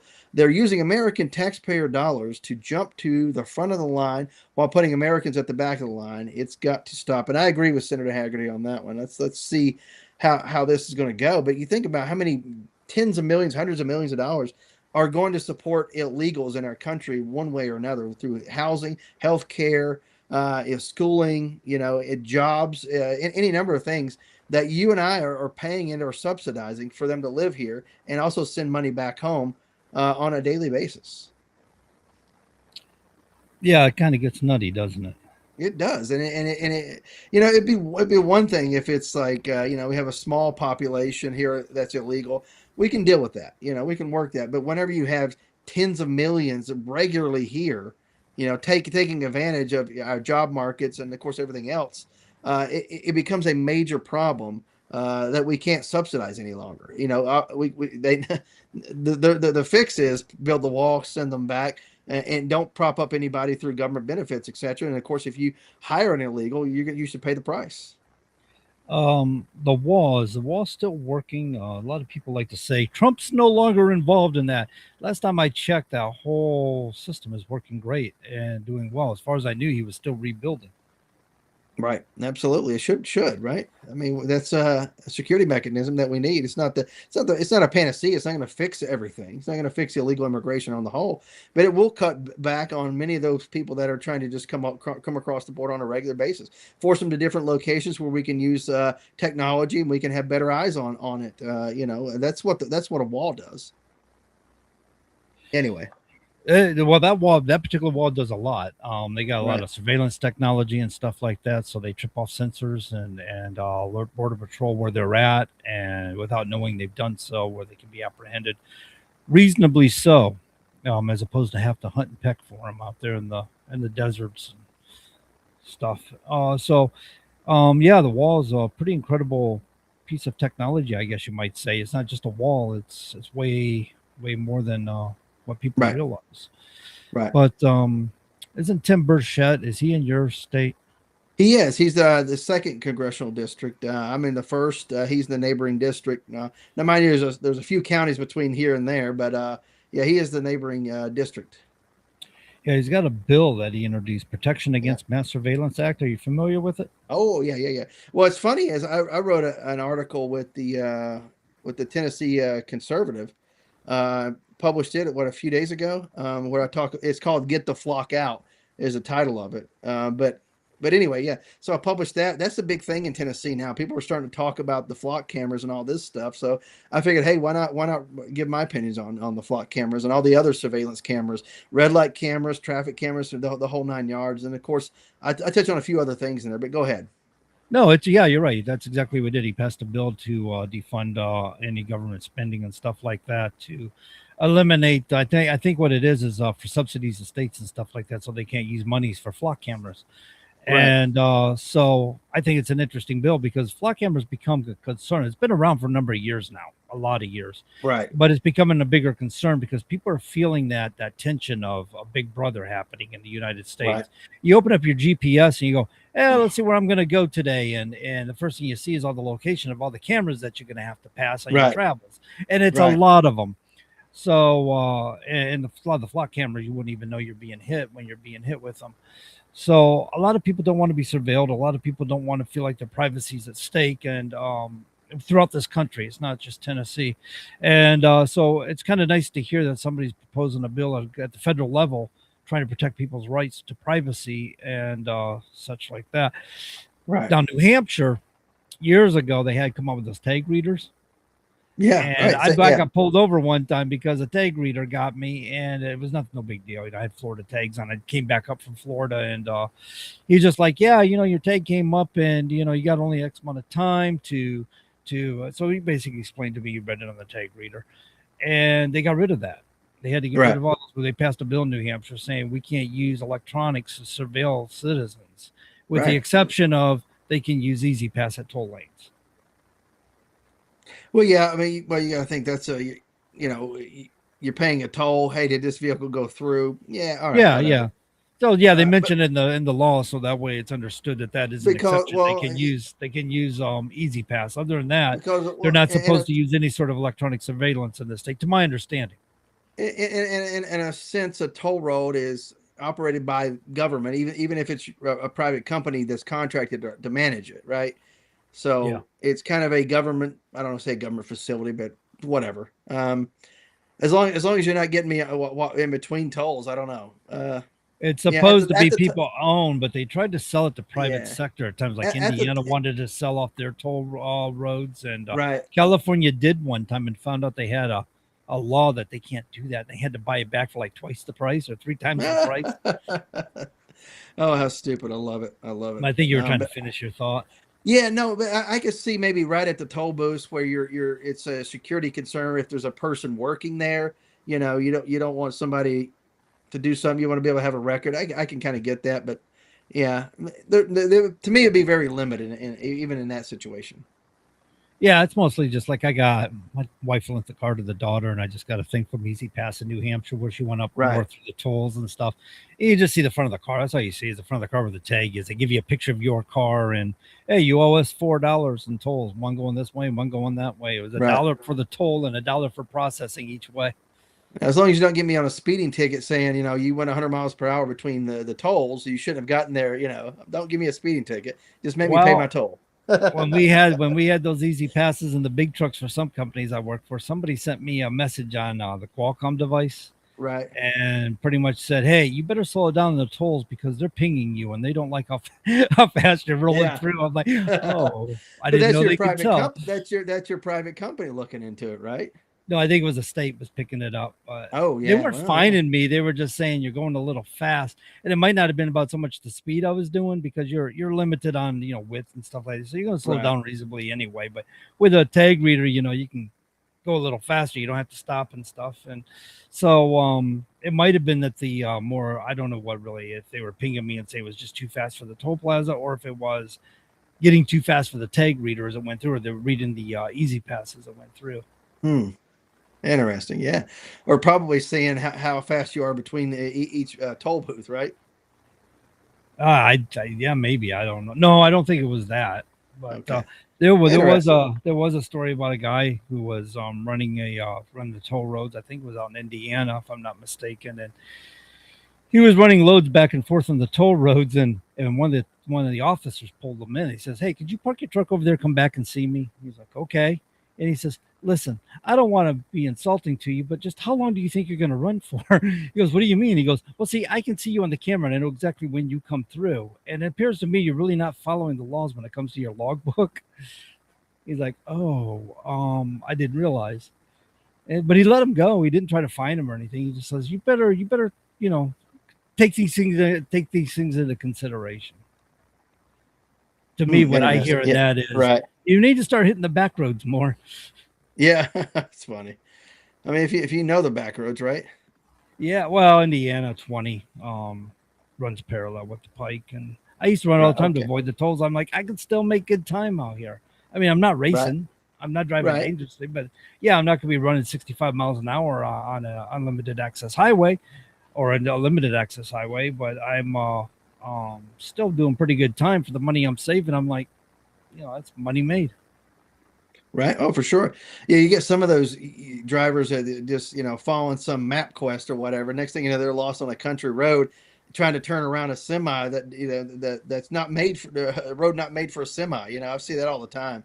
Young truck drivers. It's like, you're trying to save some time there, buddy. You got follow the wrong device. That's for sure. Yeah, they had to outlaw using anything that's not commercially designed for large commercial trucks. They actually made a law regarding that because there was too many people hitting low bridges, and their excuse was my GPS told me to go that way.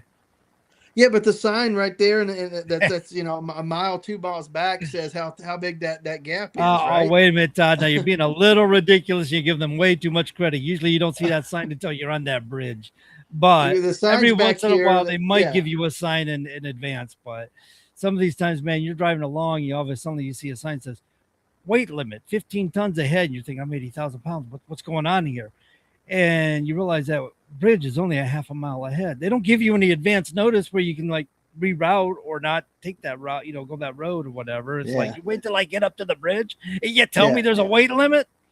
In most cases, it's well before. It gives you time to exit and make other options. In many cases, no. I know in Tennessee it's supposed to be that way, but anyway, I take what you're saying. God love Tennessee. I've seen too many times when, you turn onto a road. Why is this? I don't know. You turn left onto a road, go a quarter mile, then there's the sign, and that's what you're talking about, the advance sign, right? Then there's a sign, weight limit ahead.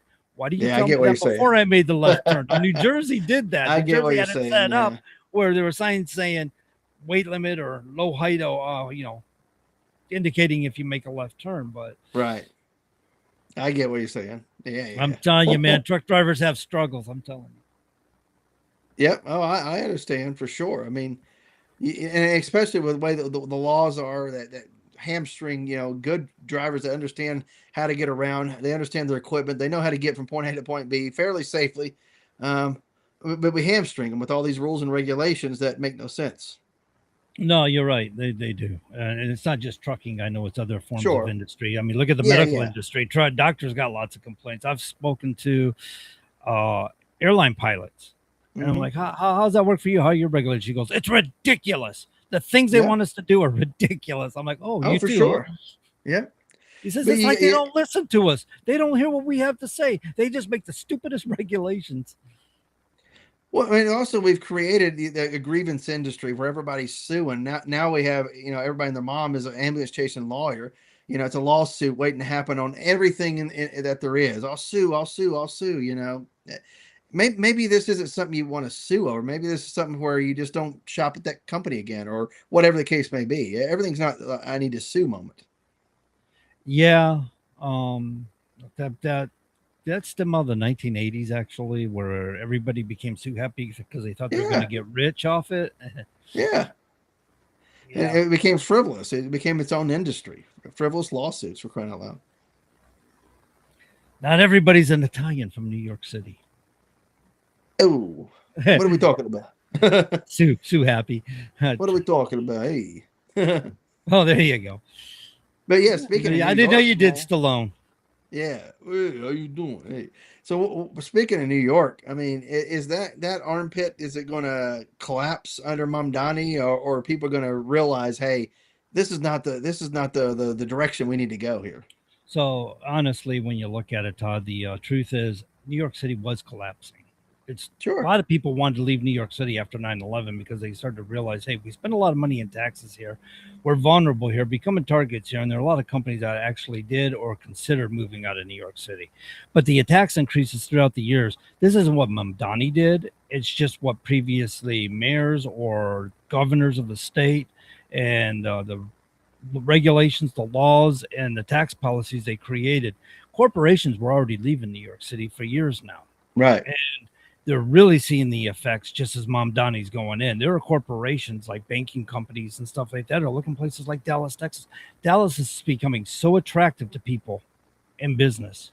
Elon Musk moved to Texas. I mean, Texas is becoming attractive as a state, right, for business. And a lot of businesses are considering Texas as a viable option to move to, and some major banking institutions and stuff are looking at Dallas, Texas.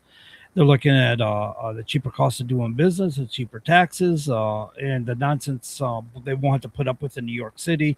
I mean, you realize you got your employees, you got your if you're doing business like travel and stuff like that, the tolls are incredible to cross any of those bridges that were built like 1,000,000 years ago.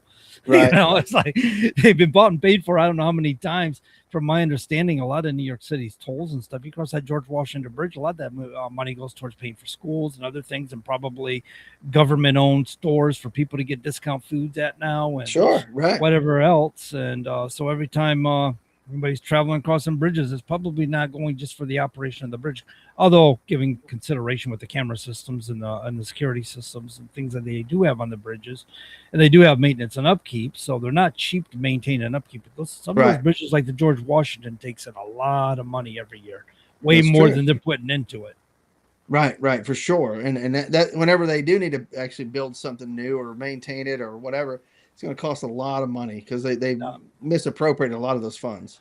I'm not absolutely certain what they're doing with those funds. Supposedly, those funds are supposed to go towards the bridges and I think the airport, right? The JFK airport. Supposedly, that's the official. Yeah, that's the official claim. But you know how that works in government. We got the money. We can do what we want to with it. If you're a corporation, you misappropriate money.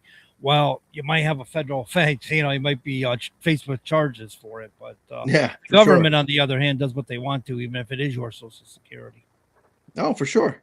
And they're allowed to get away with it because most Americans are not paying attention, don't care to pay attention, don't vote like we talked about. It's going to be a low. It'll probably be more turnout than we've had here in this county recently, and probably within the state. And we'll tout, great turnout, but the percentage of registered voters, and also at the same time, percentage of people who are eligible to register who don't in the state of Tennessee. So those numbers are very low as far as overall turnout, even though you may say the turnout's up this year or will be at the end of tomorrow. It's still not going to be the same as, having large swaths of registered voters showing up. I'd love to see more people paying attention, educating themselves and being involved, and realize that they don't have to allow the same few people who show up every time to make the decisions for everybody. And really, that's who's making the decisions, the people who regularly show up to vote. And if you don't like their choices, choose somebody different, register and show up. Anyway, that's my bit. Absolutely. Well, see, I'm not big on everybody talking about these term limits. That's taken off too. And I'm not big on that idea. I think you might have said something about you like it. No, I'm not big on it because I think that we, the voters, should be the ones ousting them. Should be. Absolutely. But term limits, is a mechanism that would limit the bad that bad people can do. It also limit the good people can do. Yeah, exactly. And I can't say that everybody in Congress has been a bad person. Oh no, for sure. Most of the good people get weeded out because they can't stand the corruption they're seeing there. But I've supported term limits, and my thing is, it's something I still support, but at the same time, it's not like the first thing on my list. I have to have it or else. You know what I mean?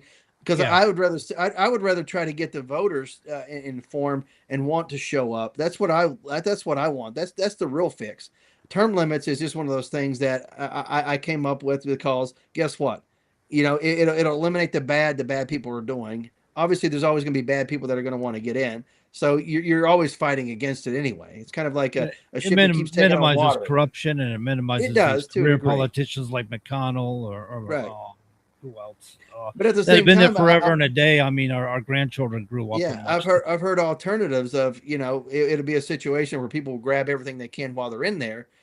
So it'll actually create more corruption. So that's a possibility, How? If everybody's being weeded out, then they don't have time to establish. If you have term limits, let's say, you have 3 terms you can serve in the House. That's 6 years.